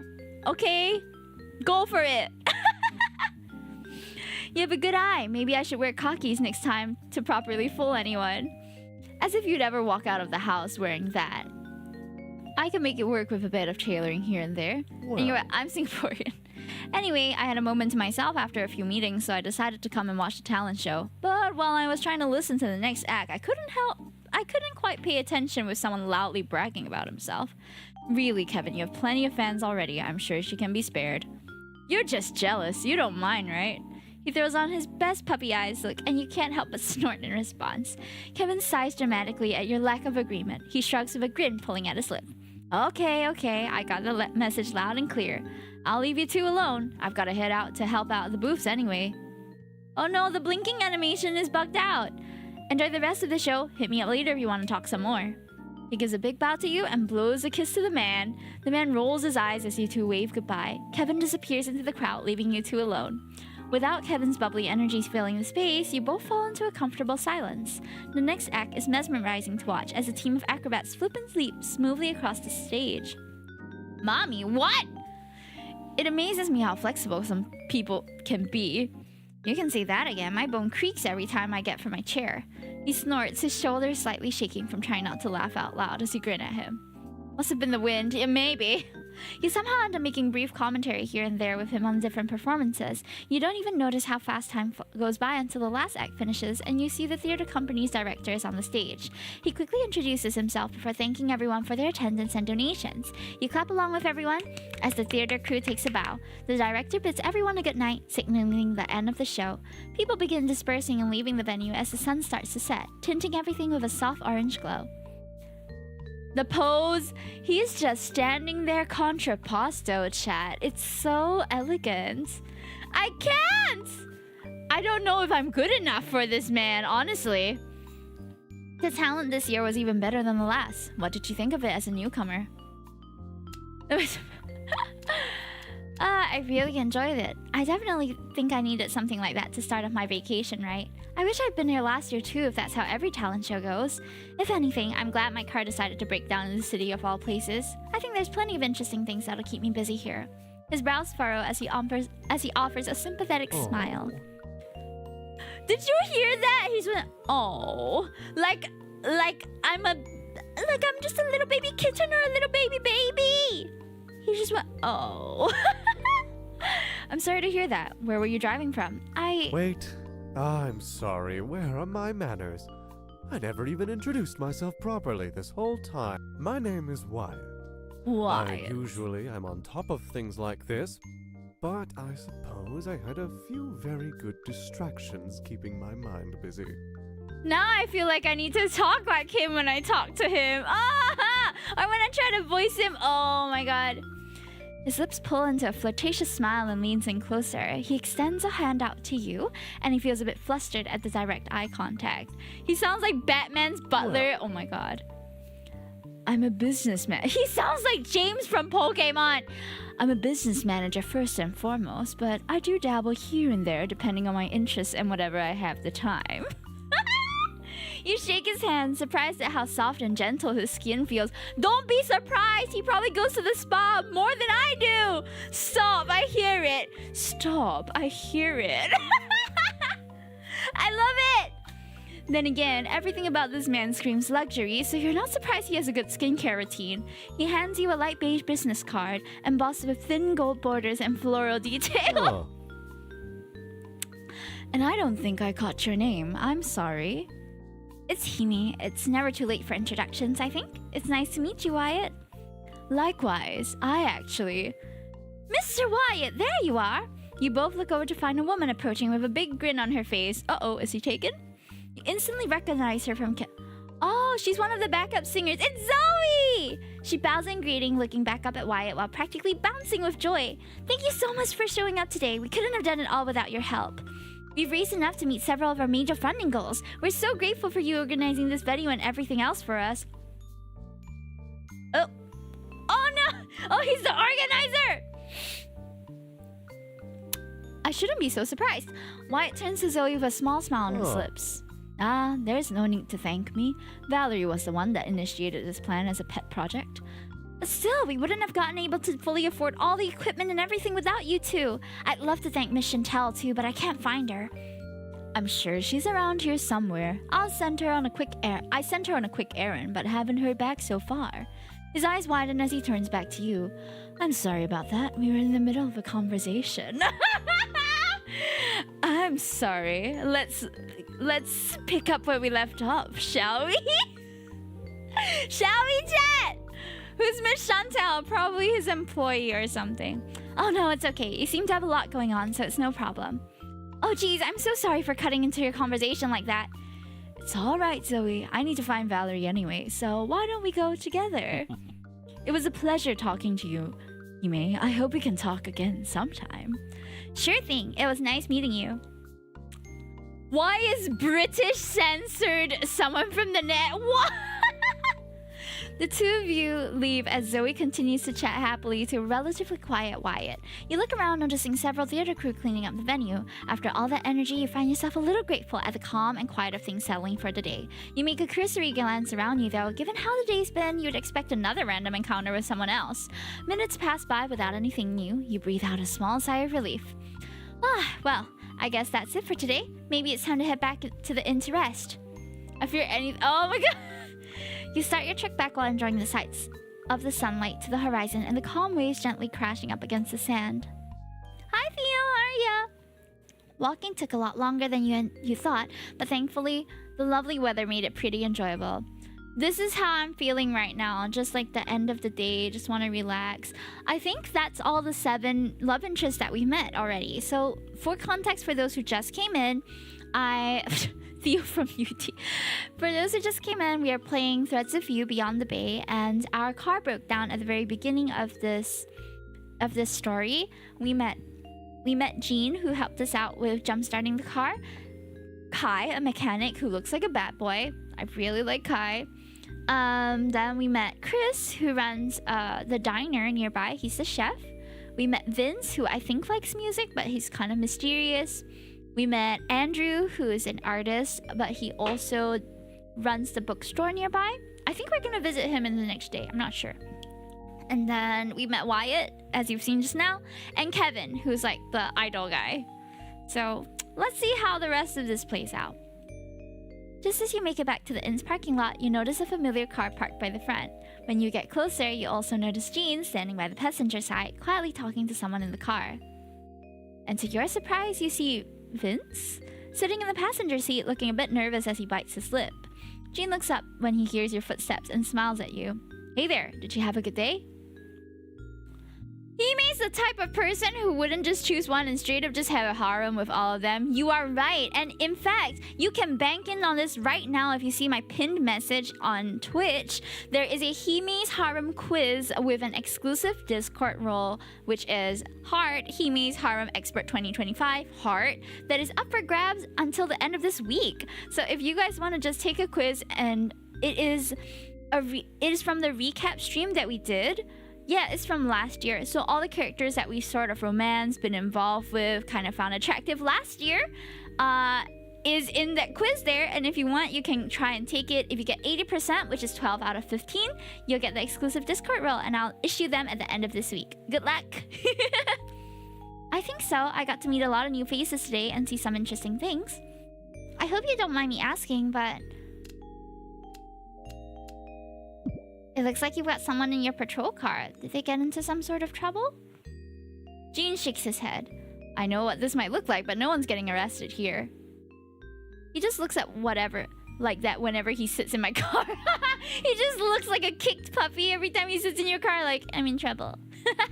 Oh, no worries. No, it's just in the recap stream, all of the answers are given within the first hour. In fact, the first 45 minutes. So if you want to just scrub through them and get the answers, it's totally fine.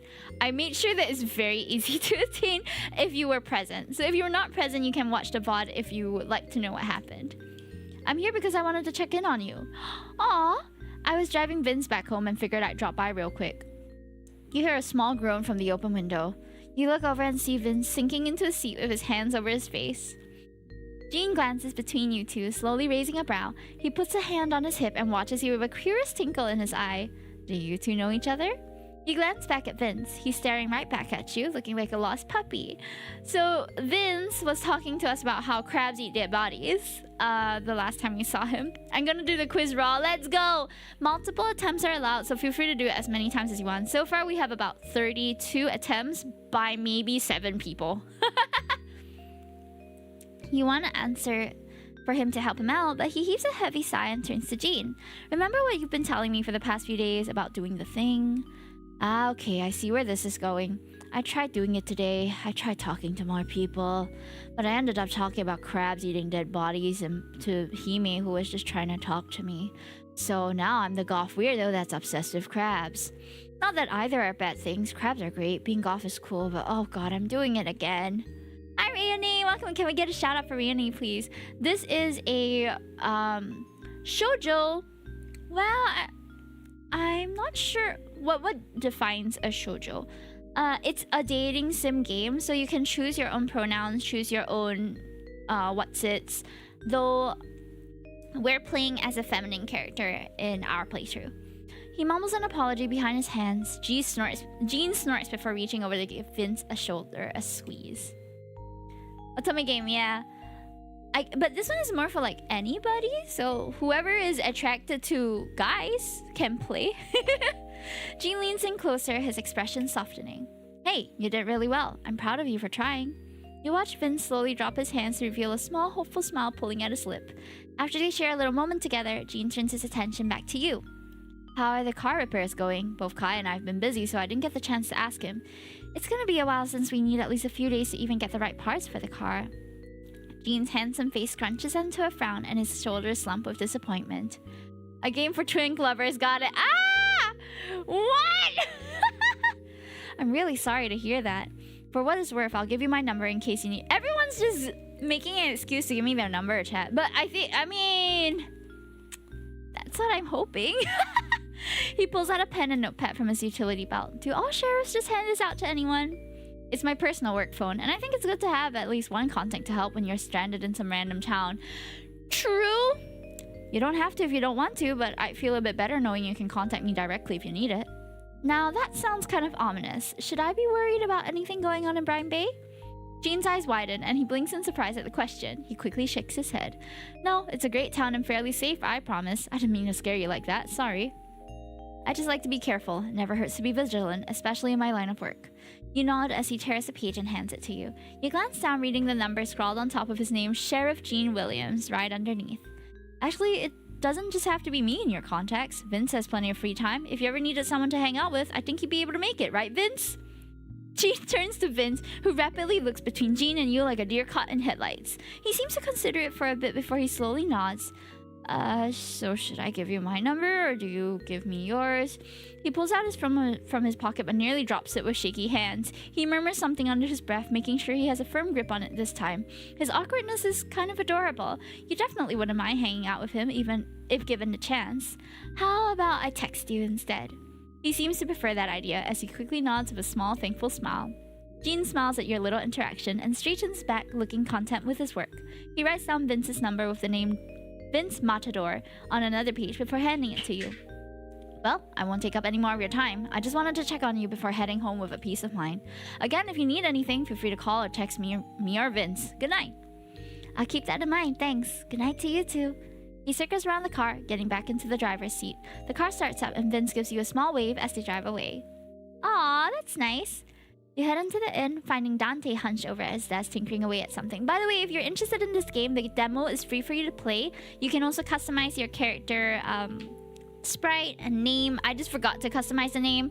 And this is a Kickstarter project. The release has not been announced yet when it's going to be, but definitely go and encourage the dev. So far, I've been really liking these interactions. So it's called Threads of You: Beyond the Bay, which is in our stream titles on both YouTube and Twitch, if you're curious. Also, reminder for the Hime's Harem quiz that's pinned. You head into the inn, finding Dante hunched over at his desk tinkering away at something. He raises his head at your approaching footsteps, nodding when you smile at him. Hey, how was exploring? It went pretty well. I met plenty of people today. Plans have changed and I'll be staying here for at least a few more days. Sure thing. I have your card on file, so I'll just charge it when you check out. Stay as long as you need. The inn's not going anywhere. Great, thanks. Then I'll see you tomorrow. Good night. He murmurs goodnight to you, already engrossed in whatever he was doing before. After a nice long shower, you get into a comfortable pair of pajamas, ready to settle into bed for the night. But before that, you pull out Andrew's drawing of you from your bag and tape it to the wall near your bed. I really did mean it when I said you should look into pursuing art for a career. It's super cute and unique. When you're content with the placement, you pull the blankets out and hop into bed.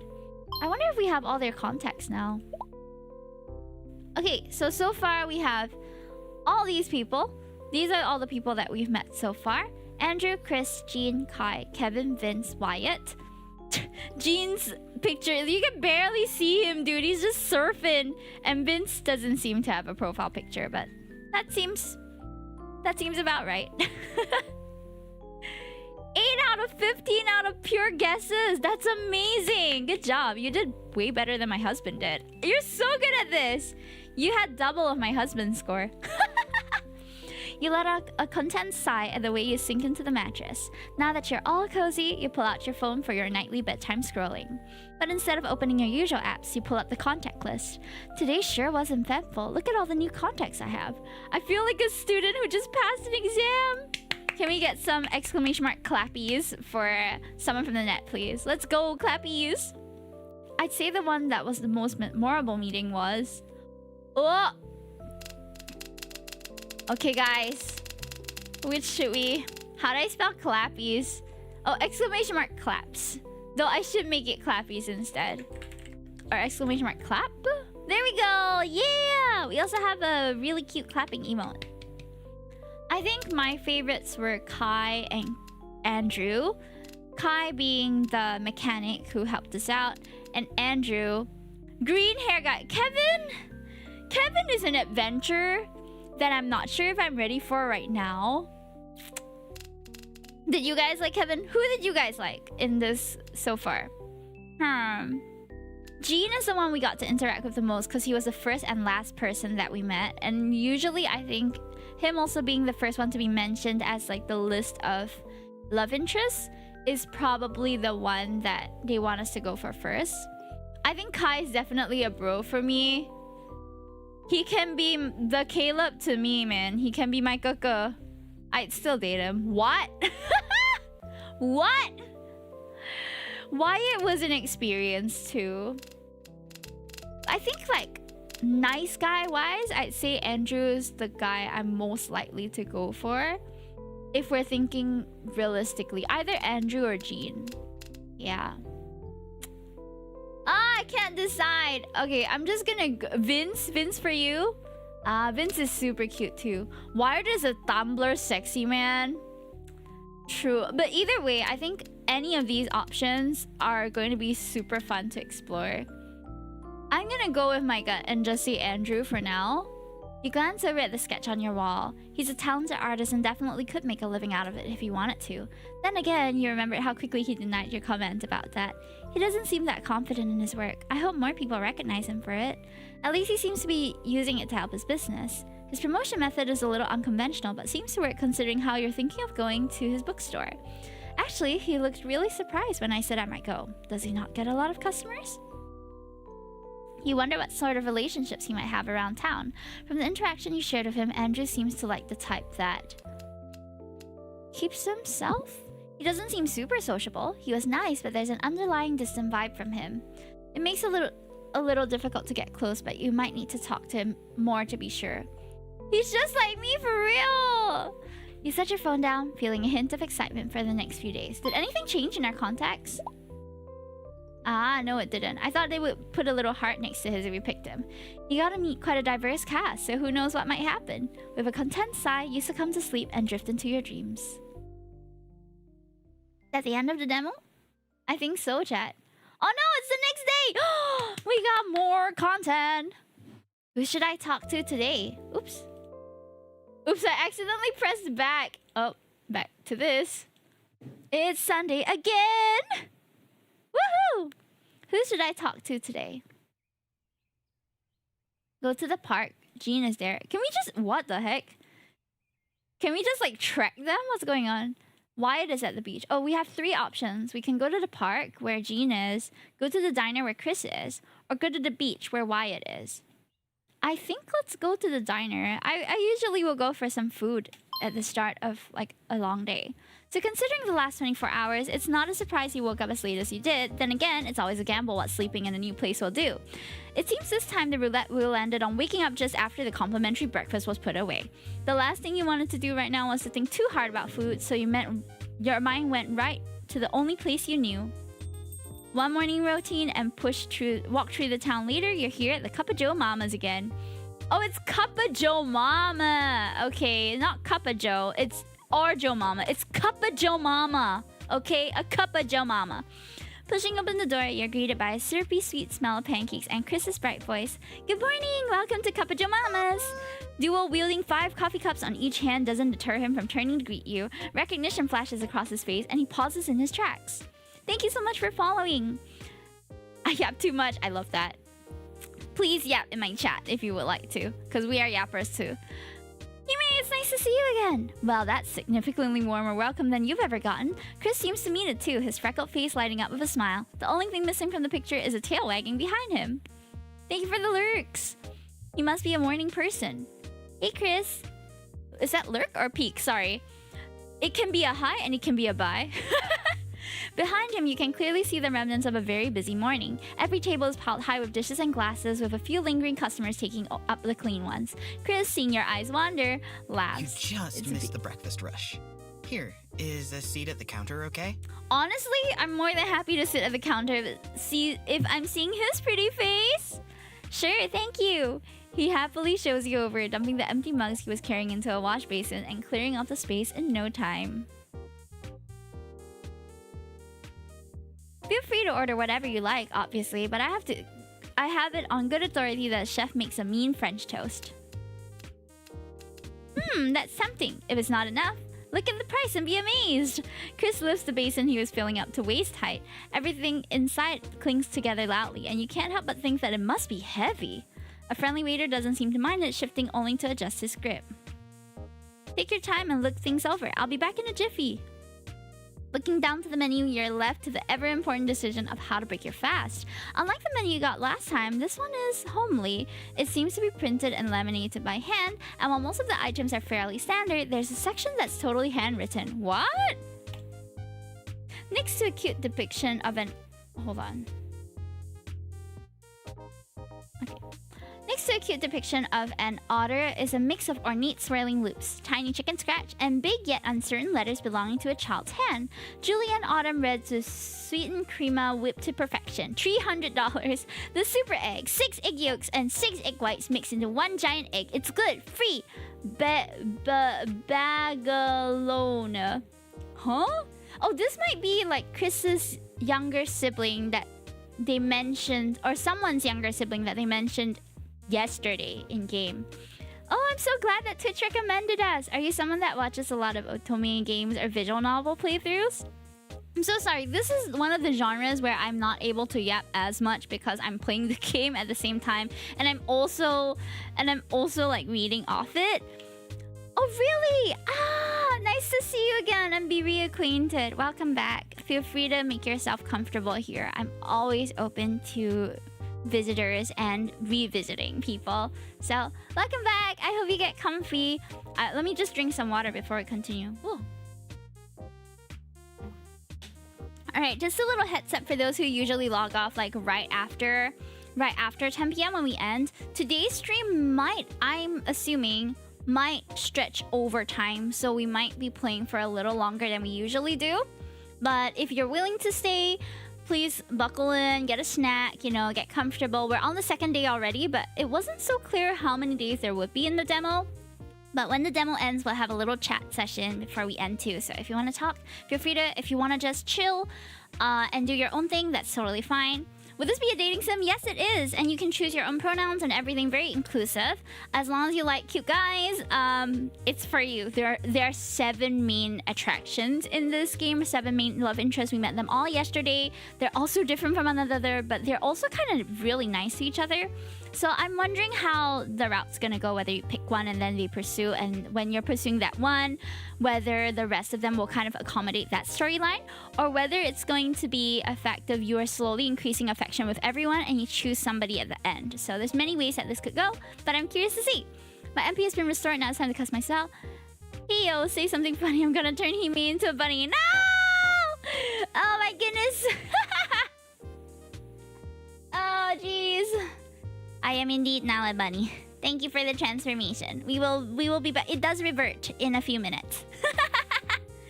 Oh, thank you, Arcanus. Arcanus is also a game dev, by the way. Go check out their game, Square's Trial and Error. Yeah. Okie dokie. Let's continue, shall we? Chris's return is heralded with a loud exhale. You look up just in time to see him clipping his bangs back, smiling a few unruly curls out of his eyes. Even if he's hiding it well, it's clear the busy morning must have taken a lot out of him. Taking his notebook and pen, Chris meets your gaze with renewed energy. So, did you get a chance to look over the menu? I did! Let's order the French toast. Chris perks up. Great! Turning around, he slides the ticket into the kitchen through the open window. When he faces you again, he busies himself with tidying up the rest of the counter, sliding used dishware into basins and refilling syrup trays. Managed to grab a break? Chris's cheeks go pink as if he buries himself even deeper into his cleaning. Do I look that bad? No, I'm just worried about you. You're too nice.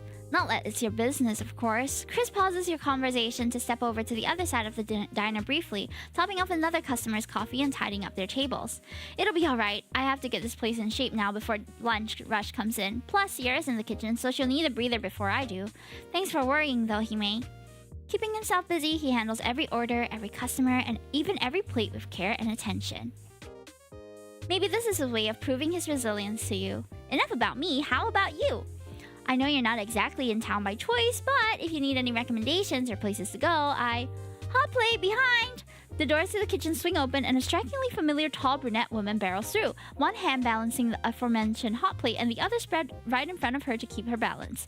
It doesn't do much good. Her foot strikes the corner of the cabinet hard enough to shake your water glass, and I'm okay!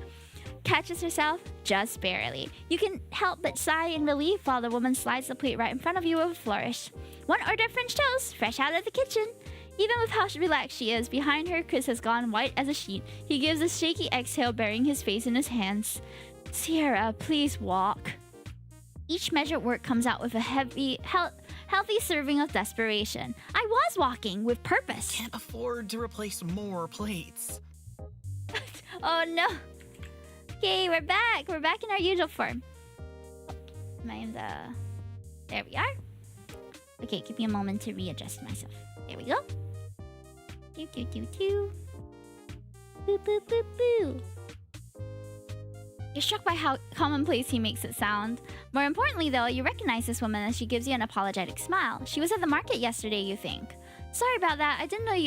I know you didn't pay for dinner and a show, but consider that on the house. Welcome on in. I'm Sierra. Thanks. Are you sure you're okay?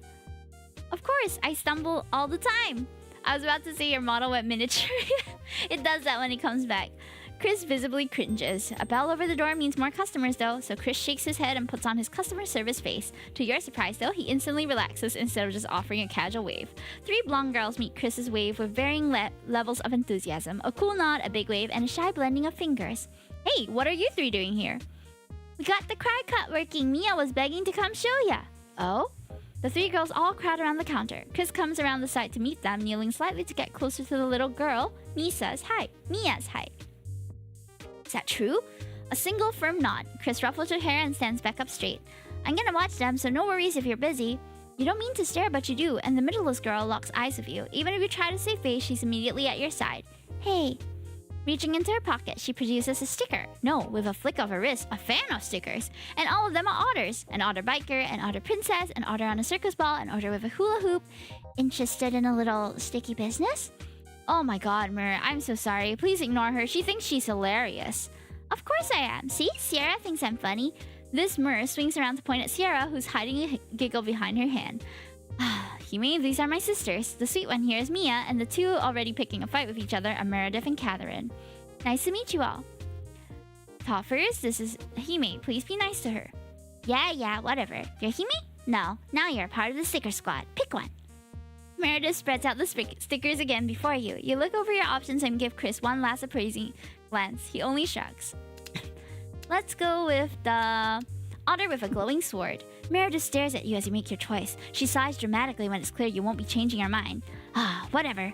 If you could get a failing grade in picking a sticker, Meredith just gave you one. That's Catherine's. She has a whole backstory for it because she's a total dweeb. Miss Otterton, Princess of Darklands, cursed to fall for. Catherine crosses the distance and slaps a hand over her sister's mouth. Please ignore her. Hold on.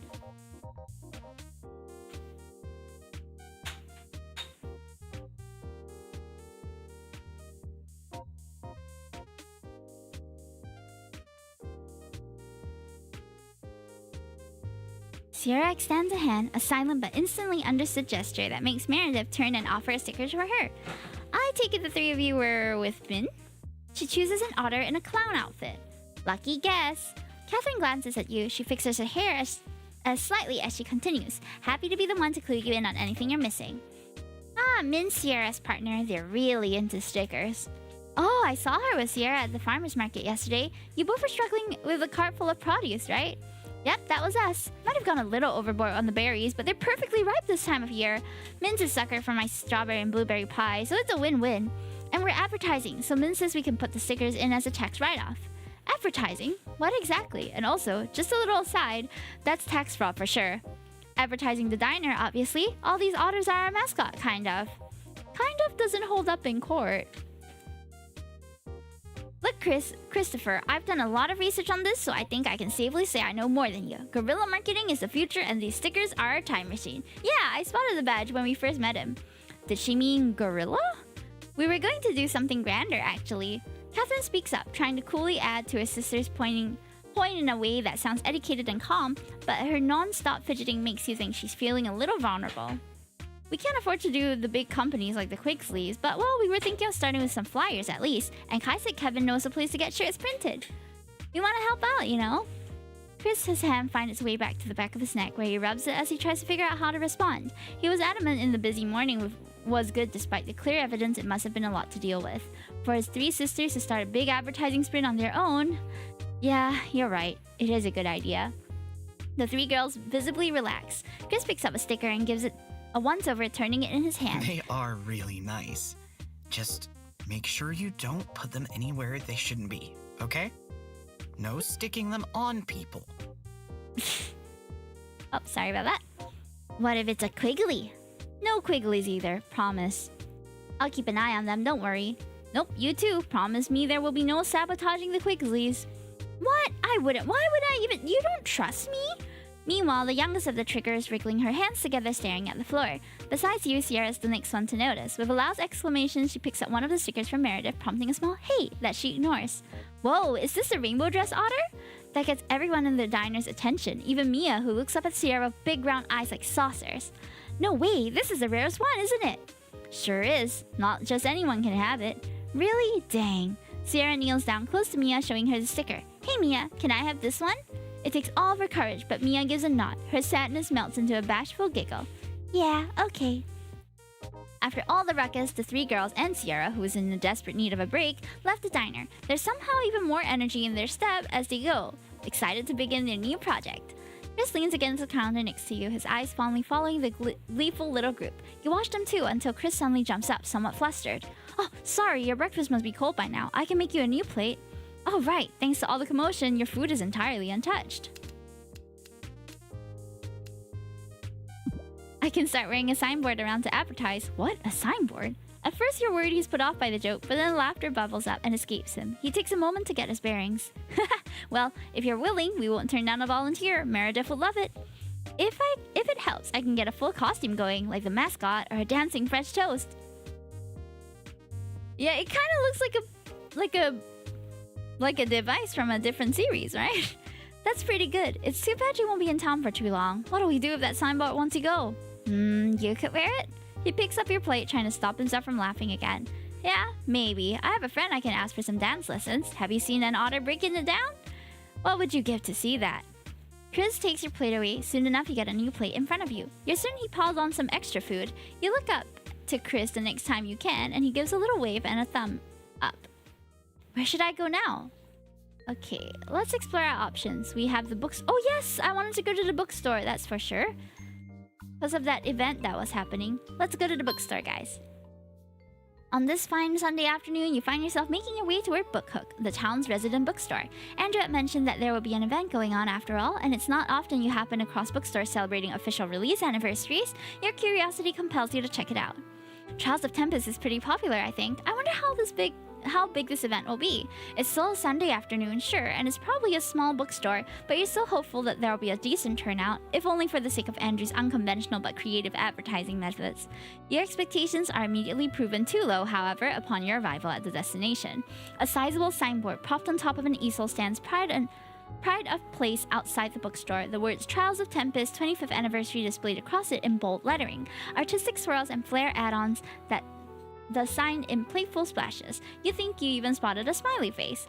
People bustle in and out of the store in excited streams, some carrying armfuls of what looks to be collector's editions of the celebrated series, while others happily clutch small stickers and buttons. There are bright smiles, animated chatter, and cheerful laughter. It's obvious even from outside that the event is a hit. Alright, into the fray we go! You square your shoulders and head into the crowd. You barely manage to squeeze inside with all the tumult, but in the end you make it true in one piece. You're instantly greeted by a hubbub of sound and activity.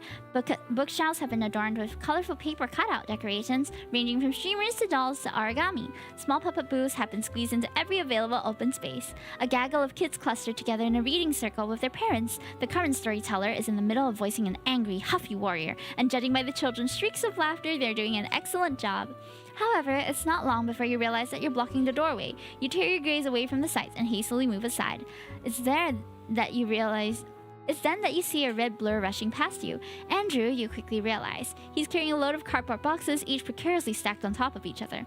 Sorry for the wait. He hurries towards one of what looks to be his part-time workers, judging by the cardboard name tag hung around their neck, and lowers himself to hand off one of the topmost boxes. The stack wobbles dangerously as he bends his knees, and the part-timer quickly swipes one from the top of the pile. He moves to rush off, but then a box wobbles and teeters, and you catch a look of almost comical horror in his wide eyes before you dart in to save the day, catching it in between you, Andrew, and a scurrying pair of kids that barrel beneath your outstretched arms. Oh, Hime! The greeting is loud and enthusiastic, but not with small amounts of surprise and relief. Andrew blinks as if he's too taken aback by the fervor of his greeting, and then gives you a mildly self-conscious grin. You came! Thanks for the save. That could have been a disaster. Welcome to Trials of Tempest 25th Anniversary Celebration. What do you think of it so far? Oh wait, I'll be right back with you as soon as I drop these off. Once I've helped getting these there, we can't risk another mishap. You shift your grip on the box in your arms as Andrew hesitates. After a moment, he nods to himself, seeming to have come to a decision, and speaks. Well, that would be a lot of help, thank you. And if you're sure it's not a bother, I'd appreciate it. He smiles at you, and you eye the remaining stack in his arm. If you're alright with it, we could split the rest. We'd have an easier time getting through if we share. Oh no, it's fine. You've already got one. That already helps a ton. Are you sure? This time, he's much more insistent. Yup. He attempts to give you the side of his bottommost box a hefty pat, only to scramble to correct his grip when the stack wobbles threateningly. Aha! Like I said, it's all good. I could use someone to help me navigate traffic, though. Wouldn't want to accidentally steamroll someone. As you navigate among the throngs of people, you both chat as you deliver the boxes to your respective part-timers. It's only been a few hours since we opened, 10 a.m., but we're already running out of free merchandise. I'm starting to think I might have majorly underestimated how many people were going to come. Why is that? You get the feeling that Andrew would have shrugged if it weren't for his current encumbered status. Bookhook has always been run as an independent. I expected locals to drop by, but I didn't think people from other towns and cities would actually come over. I kind of thought it might have been a long shot with how old the series is. It's possible that someone posted it online and made its rounds, though. That would explain the crowd. He steers past a rack of postcards that, at a passing glance, seem to depict various locations around Brine Bay. A group of people are crowded around it. He catches your glance and smiles. Brine Bay was a reference for the protagonist's hometown. It's sort of an open secret among die-hard fans. Ah, that explains it. You hand off a box to another hurried-looking part-timer who nods in acknowledgement before rushing off. What used to be a daunting pile is now steadily dwindling. I'm glad I hired some part-timers to help with the event at least. They've been a huge help with making sure that nothing falls apart. Some of them could definitely use a break though. I didn't mean to have them on their feet the entire time, but that's kind of how things turned out. He falls silent, looking pensive, then appears to shake himself out of his reverie. But you don't need to worry about that. By some miracle, we're now box-free. You do a little fist pump in celebration. Andrew grins. And I've got time now to show you around, if you're interested. But if you're just here to stop by, I'm still very grateful for the support. Actually, I really... Hey, yo! It's time to rizz this man up, chat. Actually, I mainly came to see you. Andrew blinks, startled, but then a shy smile blooms on his face. He rubs the back of his neck, embarrassed. You can't help noticing the faint flush that tints his cheek. I didn't think I made that much of an impression, but I'm glad. In the end, you walk through all the displays by Andrew. There's exhibits displaying bestsellers and novels handpicked by Andrew, as well as craft tables with bountiful supplies of crayons and markers. The reprinted editions of Trials and Tempest are front and center, their glossy covers gleaming slightly under the light. Several booths are handing out novelty bookmarks, stickers, and book plates. You're pretty sure you've gotten your hands on all the possible freebies thanks to Andrew. Curating all this took a lot more time than I thought. I tried to make everything interesting for everyone, including the people who don't have the time to stick around versus the ones that specifically came for the event, but I'm a little worried I bit off more than I could chew. What makes you say that? Well, I didn't think there would be this many people coming. Things are going well now, but it feels like one fire after another. I'm glad that people still care about the store, though. Oh? I didn't always run this place. It belonged to someone else before. It hasn't really been what it used to be, but I'm glad to see it as busy as it is. A hub of activity surrounds you as people mill around, engaging with the store's various activities, and you find yourself soaking in the energy of the event. People are taking pictures, writing notes on offered stationery, and perusing through the different displays. You look at Andrew, and you can't help noticing the look of pride on his face. He takes in the hectic yet so far happy interior, almost like he can't believe he actually pulled it off. Despite the worries he had voiced earlier, he looks quite at ease now, both in your company and in the eye of the event. Andrew, we need you here. Be there in a moment. He turns back to you, then glances at the bargain bin standing beautifully near the front of the why don't store. you take something from the bin? A gift. As thanks for everything today. Oh, thanks. Who am I to say no to free stuff? Upon rummaging through the bin's contents, you come to a decision. Let's go with a book. You recognize the book, and it seemed that Andrew does too. His eyes light up with interest as he slips it into a bag, tucking in a cute little bookmark along with it and handing it to you. I've read this before. You should come by again sometime. Tell me what you think of it. Sure, sounds fun. You have the bounty of spoils in your hands and wave at Andrew in the best farewell as best you can. Andrew's eyes curve into a smile.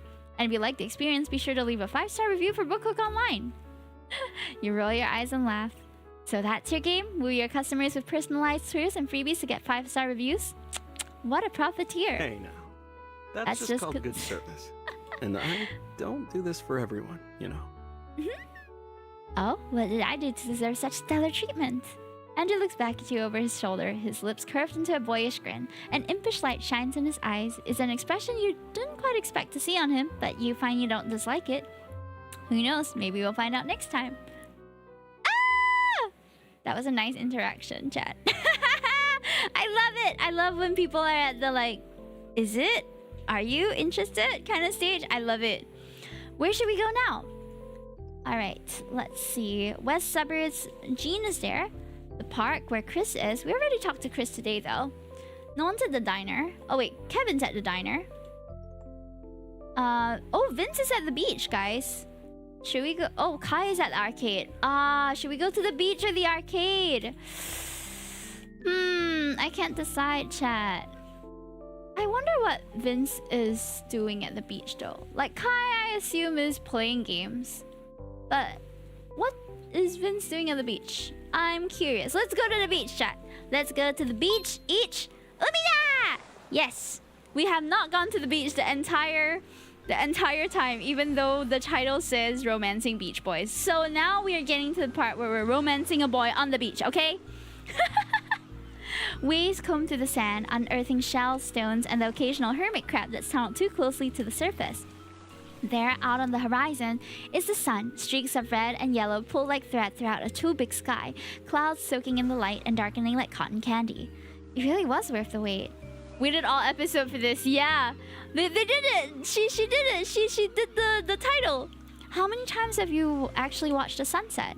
Between classes, homework, friends, and everything else, it wasn't often you stopped to look up. There were always too many things going on, but you've got plenty of time now. More than enough time to spend an hour or two watching the shoreline. While most people are departing the beach for the day, you kick off your shoes and take your first steps into the sand, still warm from a day cooking in the summer sun. You don't walk for very long before you see a nice flat rock in the distance. Stone jets out from the shoreline, slick with seawater, and on top you see a body? That, or it's a giant starfish. You make your way to the edge of the beach, toes dug deep into the sand. The distinctly human shape moves and you realize it's a guy from the diner. Not Chris, that's a totally different guy. It's Vince, sprawled out in the sun, and as happy, or not as nervous as you've seen him. He rolls over onto his stomach, arms and legs outstretched as he basks in the last dredges of sunlight. He has the tiniest little shimmy as he arches his back, opens his eyes, sees you, and then just about freezes in place. Shh. Let's go with that. Shh. Huh? Did that not work? What? Have you seen how people try to calm horses down? They go shh sometimes, so they'll relax and not start kicking. Vince snickers, his hand curled up against his mouth as his elbows presses into the shore. Oh my gosh, it's Umi and Uma mentioned, chat. The nerves melt away from his shoulders as he lays flat again. He peers at you from the corner of his eye, smiling shyly. Think it worked, yeah. Vince rolls over to the side, curling up to take little space as he can. He offers a seat with a wave of his hand, offering implicit permission to encroach on his prime beach real estate for now. Oh. We can switch. I can sit on the ground and you can sit up here. You shouldn't have to excavate sand from everywhere. I like doing that. No, it's cool. I appreciate the consideration, though. You plop down on the edge closest to land after another beat passes and then another as two of you watch the evening settling in. Not too far away, you hear the sound of an air conditioner cutting short and storefronts jingling as their owners exit. Lights go off one after another. He's like the Horimiya guy. Oh yeah, he does seem like him. Just with white hair.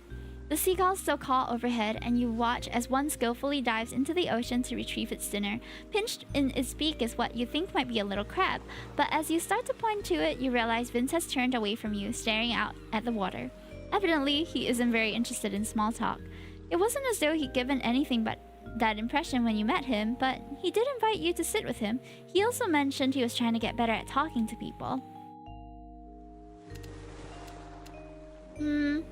No big deal, you don't have to talk to hang out. Besides, if he came up with something you wanted to talk about, then you could bring it up, and the two of you could talk about anything under the sun. Speaking of, maybe I should start thinking about dinner. It wasn't quite the hour yet, the afternoon's still crawling by, but you have to consider your possible options. There was the diner, sure, but there's a restaurant out on the pier and maybe a few other fast casual places along the beach that might still be open. You might have to check after, hypothetically, yes? Vince set up some time while you were thinking about your plans for the rest of the day, his placid expression warming just a fraction. Hi Ruja, look him in. For 100 years, what would be the first thing you ask? Vince is sheepish, his lips pressed together as he worries little crescents into his fingertips with his nails. That's an odd question, but it's obvious on his face he knows that. That's a really interesting question, honestly. I think it's a great question. Are you kidding me? Most of my dates aren't as interesting as this. Well,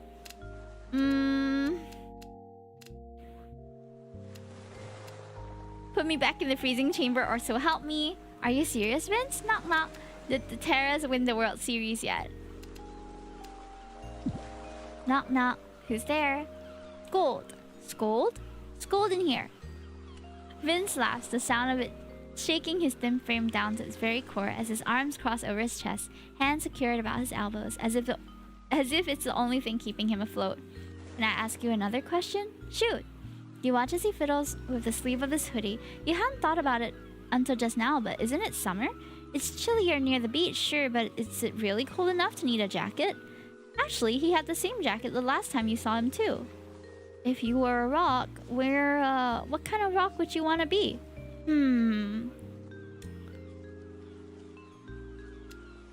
Could I be a cool fossil, maybe? That's pretty morbid. so I don't want to hear that from you. He rolls his eyes, idly scratching his nail into the stone before he chimes in again. It's still a pretty cool fun fact, the crab thing from yesterday. Okay then. Hold on. He rocks back into his seat, head tipping down as he tries to figure out how to position his legs. His ankles all but hover over the edge now, the cuffs of his jeans caught on the stone. It pulls him a little closer, and it feels like your makeshift bench is suddenly too small. Can I ask a question? Oh, yeah, sure. Sorry, didn't realize I was going on and on.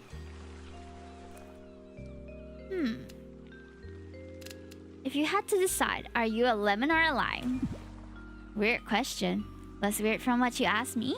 His lips press into a thin line. Vince sucks in air between his teeth and... Are you tasting lemons and limes in your head? His face has literally folded in on itself. Maybe. Lime. Limes are smaller and the rinds are more bitter than lemons. You're calling yourself bitter? He shrugs non-committedly, turning his gaze back towards the horizon. This interaction is so funny. Used to be, not as much anymore. What were you doing earlier on this rock? Is it weird if I say sunning?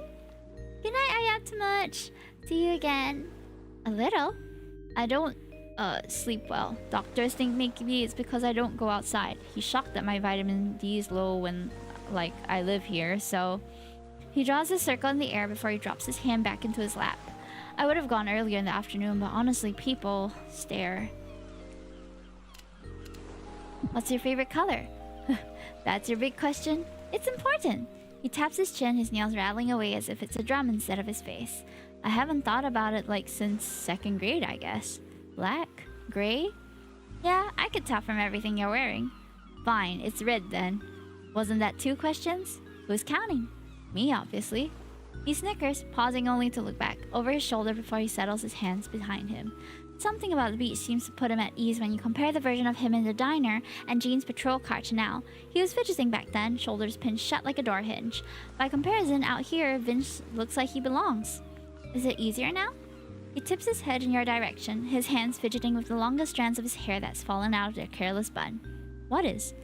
Talking with me? What? Oh, yeah. Sorry. For what? The 20 questions and whatever. You only asked 2, remember? Yeah? Well, Oh. who's counting? His voice turns teasing, clearly pleased to lob your own words right back at you. It's no big deal. I was just wondering why you were asking them. Most people start with hi, how are you, and not a what is your darkest secret. I did not ask that. I try to ask just questions so people kind of naturally fill the space conversation-wise. He nervously touches the back of his neck, then suddenly unable to look at anything but the open sky that you both share. People like talking and I'm not good at it, so I keep the... With his same hand, he gestures vaguely at nothing as if that explains what it means. It's easier. Is it that you don't like to, or just that you don't know what to say? Both, kind of? I just haven't in a long time. So, you know, it's like a muscle and whatever. Don't use it, then you suck at it. Like, you get it, right? Not really, but I can see where you're coming from. Thanks. I just, you know, it gives the wrong impression, I guess. Like, I don't care, I do. I just don't get why I have to say uh-huh or like tell me more when they're obviously going to tell me more. That was cool though, getting to know you, and it's nice having someone to talk to that isn't my housemate or the delivery guys. He runs his index finger across the top of his knee, the dark denim of his jeans tugging slightly. It's nice getting to know you too. Maybe we should really play 20 questions next time. Maybe. I was blacking out trying to think of like even 2 questions. Kind of glad you asked them instead so I didn't have to. They don't all have to be groundbreaking. They're cooler if they are though. More interesting answers than like what's your favorite toast. Do you have one? No, I think. That I think inspires confidence. Yeah, I'll try to think of an answer for next time. So he says, but he's at least a little entertained. He's not very good at hiding his emotions. I need to head out and make dinner, but maybe next time you can just come over. To your house? Oh, what? Oh, no. Wait, I didn't mean it like that. I'm just giving you crap, man. Oh. Then, you know, next time you see me, you can say hi, or I guess I can too if you're cool with that. I'm cool with that. Alright, I'll, make like a wave and Whoosh. Whoosh. Whoosh. He watches he goes with a wiggle of his arm, slowly sliding off the rock before retreating from the branch, his shoes dangling on his fingertips as he kicks up sand with clumsy abandon. Well, that's Vince, I guess. What a funny little guy. My mono moved again. Okay. It doesn't take too long before you decide to follow suit, heading off to the beach and towards the town square in search of your last meal of the day. Turns out the sunset isn't the only thing that's around that's well worth the wait. The door closes behind you with a soft click. After a long, eventful day, you wrap things up with a nice hot shower and get into some fresh pajamas. As you head towards the bed, you can't help letting out a small laugh and shake your head when memories of today flash through your mind. There isn't a dull moment here, huh? You plug your phone in before you pull up the covers back and flop onto a comfortable mattress. Alright, time to settle in for my nightly scrolling. Let's see. Who's Lulu? I recommend moving right after waking up. Jean, reminder to those who have little escape artists as pets. Please make sure you keep your doors closed when grabbing your mail. Chris, 3 little sisters with pocketfuls of cute stickers. Makes the best advertising team. Andrew, thanks for everyone who showed up today for the anniversary. We've got more in store soon. Allergies want me 0.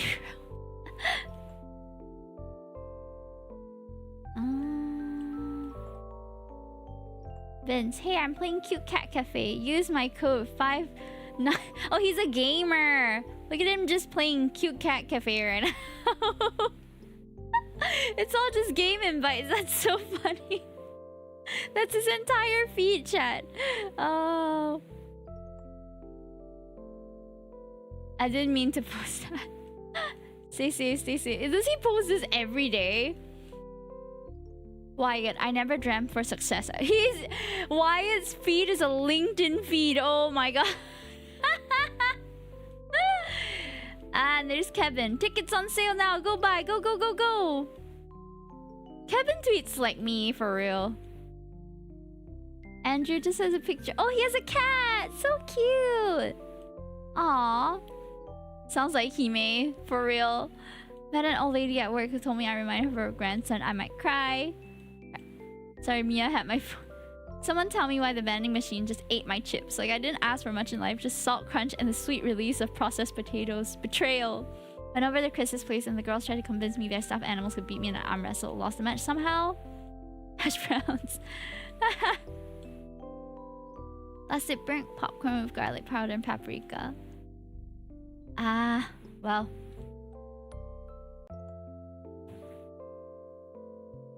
I think these are real posts. The word and colors begin to blur on the screen, and your eyelids start to droop like they are held down by heavy weights. Thank you for the water, nomadic sauce. How are ya? Thanks for dropping by. We're just ending off the day of threads of you beyond the bay. We met some really cute guys today. Andrew, Chris, Jean, Kai, Kevin, Vince, and Wyatt. Funny characters. We interacted with quite a lot of them. So, I'm not sure how long the demo is, but we're gonna stop at the end of this day. I think it's a good place to end. With a sleepy press of a button, your phone screen turns black and you limply plop it beside your pillow. Your eyes shut as the soothing sound of the beach from the slightly open window lulls you into sleep. Off to the dream world you go, preparing you for another eventful day tomorrow. Woohoo! Alright guys, so we are going to be rating out now. Who should I talk to today? So I'm not sure how many days there are in the demo. Let me just look it up actually. Let me look it up. Demo rework. Okay, they did not hold on. They did not mention how many days long the demo is. Let me just check my email. I think they might have sent me a brief on it that time.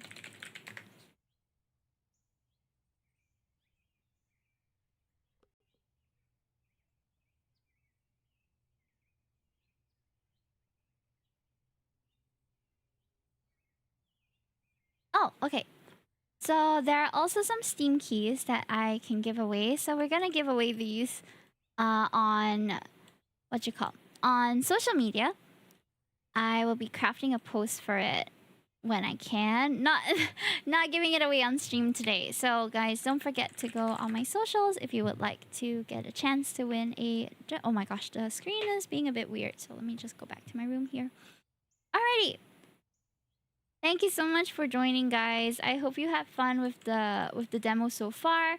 There's no way for me to exit yet. So let me just pick a place to go. I will pick a place to go and then save from there. Yep. Let me just save real quick. There we go. Alrighty. So with the music playing in the background, we're going to be rating out Pneumatic Sauce. Welcome in, welcome in. We get a shout out for Pneumatic Sauce, please. See you next week. Yeah, we will be live again on Monday. So I look forward to seeing you guys then as well. I hope you guys enjoyed the game. Let me just link you to the Steam page in case you want to try it for yourself because it is very cute. I've personally been enjoying this game a lot. Okay, so enjoy. I hope you have a good one. Go check out the demo if you would like to. I don't know if there's anyone else playing this, but let me see, okay? There might be. 看一下.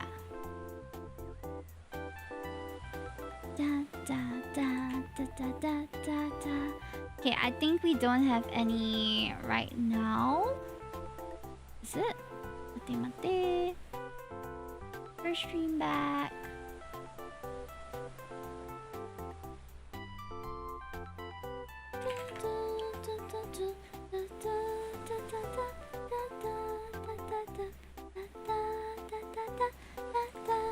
You get your last fishes in as well before we end. And don't forget, there's also a Hime's Harem quiz that you can bag a free exclusive Discord role from. That's pinned to our Twitch chat right now.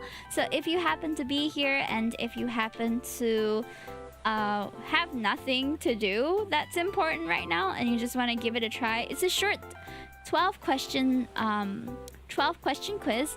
Good luck, everyone. Thank you, Draco. Thank you. Hi, Delphox. Welcome in. Welcome. Your username seems familiar. Nice to see you again. I think I've seen you on Twitter, maybe. I think so. I feel like I have. Let me just follow you back. Your character is so cute. Welcome. We were just wrapping up our playthrough of Threads of You. Beyond the Bay. I know the thing is in the title, but here it is. The demo so far has been really interesting. I've been enjoying the interactions with the boys a lot, and I'm thinking of maybe continuing it on another day, but we shall see. I think I know you from Azuto. Yeah. I know Azuto. Maybe some mutual followers. It could be. I think we've seen each other maybe floating around at some point. But thank you. It's so nice to formally meet you. Nice to see you. Let me give you a shout out too. Welcome. Make yourself comfy. I'm a bunny princess VTuber, and these are my hench bunnies. Oh, looks like stream avatars already gave you a fit, but if you want to change it, it's in my About Me tab. You can just scroll all the way down and choose your outfits from there. All of them are free and customizable, so you can just go in and click whichever you want to wear.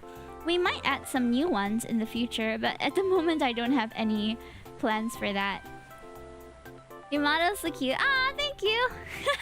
I had to put some boba to cover the booba today because I keep getting axed by YouTube and TikTok because they see my chesticles and they decide that I'm not worth views anymore. It's hard navigating the SNS space, but we're working on it. I might get a more censored model for a future rendition. But yeah, I love this model too. I don't want to like stop using her. Oh, you're playing Coral Island. Oh my god, Coral Island. I have my eyes set on that one. It's also like a comfy game with romanceable characters, right? A lot of them too. It's kind of like Fields of Mystria, but I think with a more water theme. I forgot to buy that for Steam sale. I got multiplier. Oh my god, seriously? I did not know. I haven't played it before, but it sure seems like a good time. It's got multiplayer recently. Ah, it's got like farming and things, right? Is it kind of like Stardew? I remember doing one Stardew co-op, but it was like a one-off session, like a one-shot, but we really just started up a farm and I didn't know what to do. So I was just following my friend around, just getting introduced to all the different features and people. It was quite fun. Ah, I see. Yeah, I'll look into it. I played that one so much, honestly. It's addictive. Yeah, it's Stardew. Yeah, I've been playing Fields of Mystria a lot. Fields of Mystria does not have multiplayer, but it's a very good standalone like solo experience too. So every major update I've been going back to it. In fact, one of the Hime's Harem quiz questions has to do with Fields of Mystria. So if you want to look at some of the cute boys available in that game, you can click on the quiz and just scroll to that question to take a look. I made it a point to put in pictures so y'all know, like so you have an idea of the appeal of these hot fictional men, you know. Okay, dokie, let's... thank you so much for the first time chat. The 2605. That is like 20... That's like 2026 mixed up. Hot Nanren. Oh my gosh, you made me choke. Hot Nanren. True. I do like Hot Nanren a lot. Welcome in, welcome in. I love that little emote. That's so cute. Meowdy. Meowdy. How'd you do? Man, I really should refresh my emotes too. Hot garlic naan. Dude, don't even get me started. I had my like I started my low carb diet, kind of ready to eat meals, right? It is not enough to make me full, chat. It's 2026. I still haven't had cheese naan. Monster Hunter Wilds is no longer trending and I still haven't had cheese naan. Same. I should make that a point. Cat emotes S tier. True. I have so many cat emotes in my server. We love cat emotes in that place. Hot garlic naan. Stop making me hungry. Wait, maybe I should like drop by a place to have a extended dinner. Is it worth the price? Worth what? Cheese naan? Are we talking about cheese naan, S tier cat emotes, or Coral Island? Well, there are always other sales that come up. It's not like... Oh, your diet dinner thingy? It is about $9.30 per meal. SGD, Singapore dollar. I would say that it's not bad. I'm mostly paying for the convenience of not having to think about having stuff to eat. So that's fine. But I will say that I probably prefer when I cook it myself. So I might just order the proteins instead. So the company that I'm subscribing this thing from... it's a bit loud, the music. The company that I'm subscribing these ready-to-eat meals from, they have the selection of like a full meal, or you can just choose the protein. So you can also just get the proteins. They're like $5 and they're already ready to cook and marinated, which is fine. You know, you can also get chicken breast and like marinate it, but then you have to buy the sauces, and that's the part which I always kind of lose money on, because you buy all these different sauces to try different flavors, right? And if you don't use the sauces in time, they just expire. So as someone who's just living with my husband, it's just the two of us for now, it doesn't really make sense for us to buy like a wide variety of marinades and not use them. So unless there's another way that we can do it, but for now I'm just giving this a try. You're done with the game? Not really. I actually want to play more, but I'm gonna play like in my own time. For stream I'm done, because we already kind of exceeded the usual playtime. Yeah. Okie dokie. So I'm gonna be rating out. Let's see, where shall we go, chat? I think we can go to... I've not really heard of this game. It's called Heartopia. It seems like a farming game? Question mark? Heartopia. Let me just take a quick look at the category. Ah, it is. It's like a cozy farming game. I don't know if Raisu is still going to be continuing to stream, but she's there. Oh, I think she's rating out as well. Okay, sorry. Cancel. Oh, but that looks like such a cute game. Let me just give her a shout out. She's also rating out. Who is she rating? Let me see. Maybe I should just copy her. Hold. Should I just stalk my friend? Oh, she's also playing. You know what?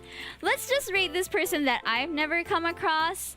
They are a British English VTuber who's also playing Heartopia. Now they've got me curious about this game, so we're just gonna head over there. But shout out to my friend Fright Raisu. She was streaming just now. Her character is so cute, Miss Stella. Adorable. Her about says, why doesn't Tarzan have a beard? That is a really good question, actually. Why doesn't he have a beard? Now I'm thinking about it. Oh, there's gacha in this too. Oh my god. Y'all, gacha addicts. You're gonna love this. Farming plus gacha games is crazy. Well, I'll see you guys again on Monday. Go and show some love to Miss Stella. She'll be rated by Fright Raisu first. So after Raisu comes in, then I will go in. I think it makes more sense to like pretend. Oh, there she is. All right, we're heading out. See you guys on Monday. Thanks for dropping by. I stream every Mondays and Thursdays. And if you enjoyed what you've seen today, you want to interact with me more, I am accessible on socials and Discord. Just message me in our community platforms. I don't really reply to DMs, sorry. But I will try my best to respond to anything that's sent anywhere else. I hope you enjoyed your game, Delphox. I'll definitely be checking out Coral Island and the multiplayer features. Thanks for the intro. See you, Romeo. See you, Troy. See you, Draco. Thanks for modding today. See you, Jove. Thanks for sticking around from the start of the day. Let's see more Vince next time, okay? Bye! I'm waving, but nobody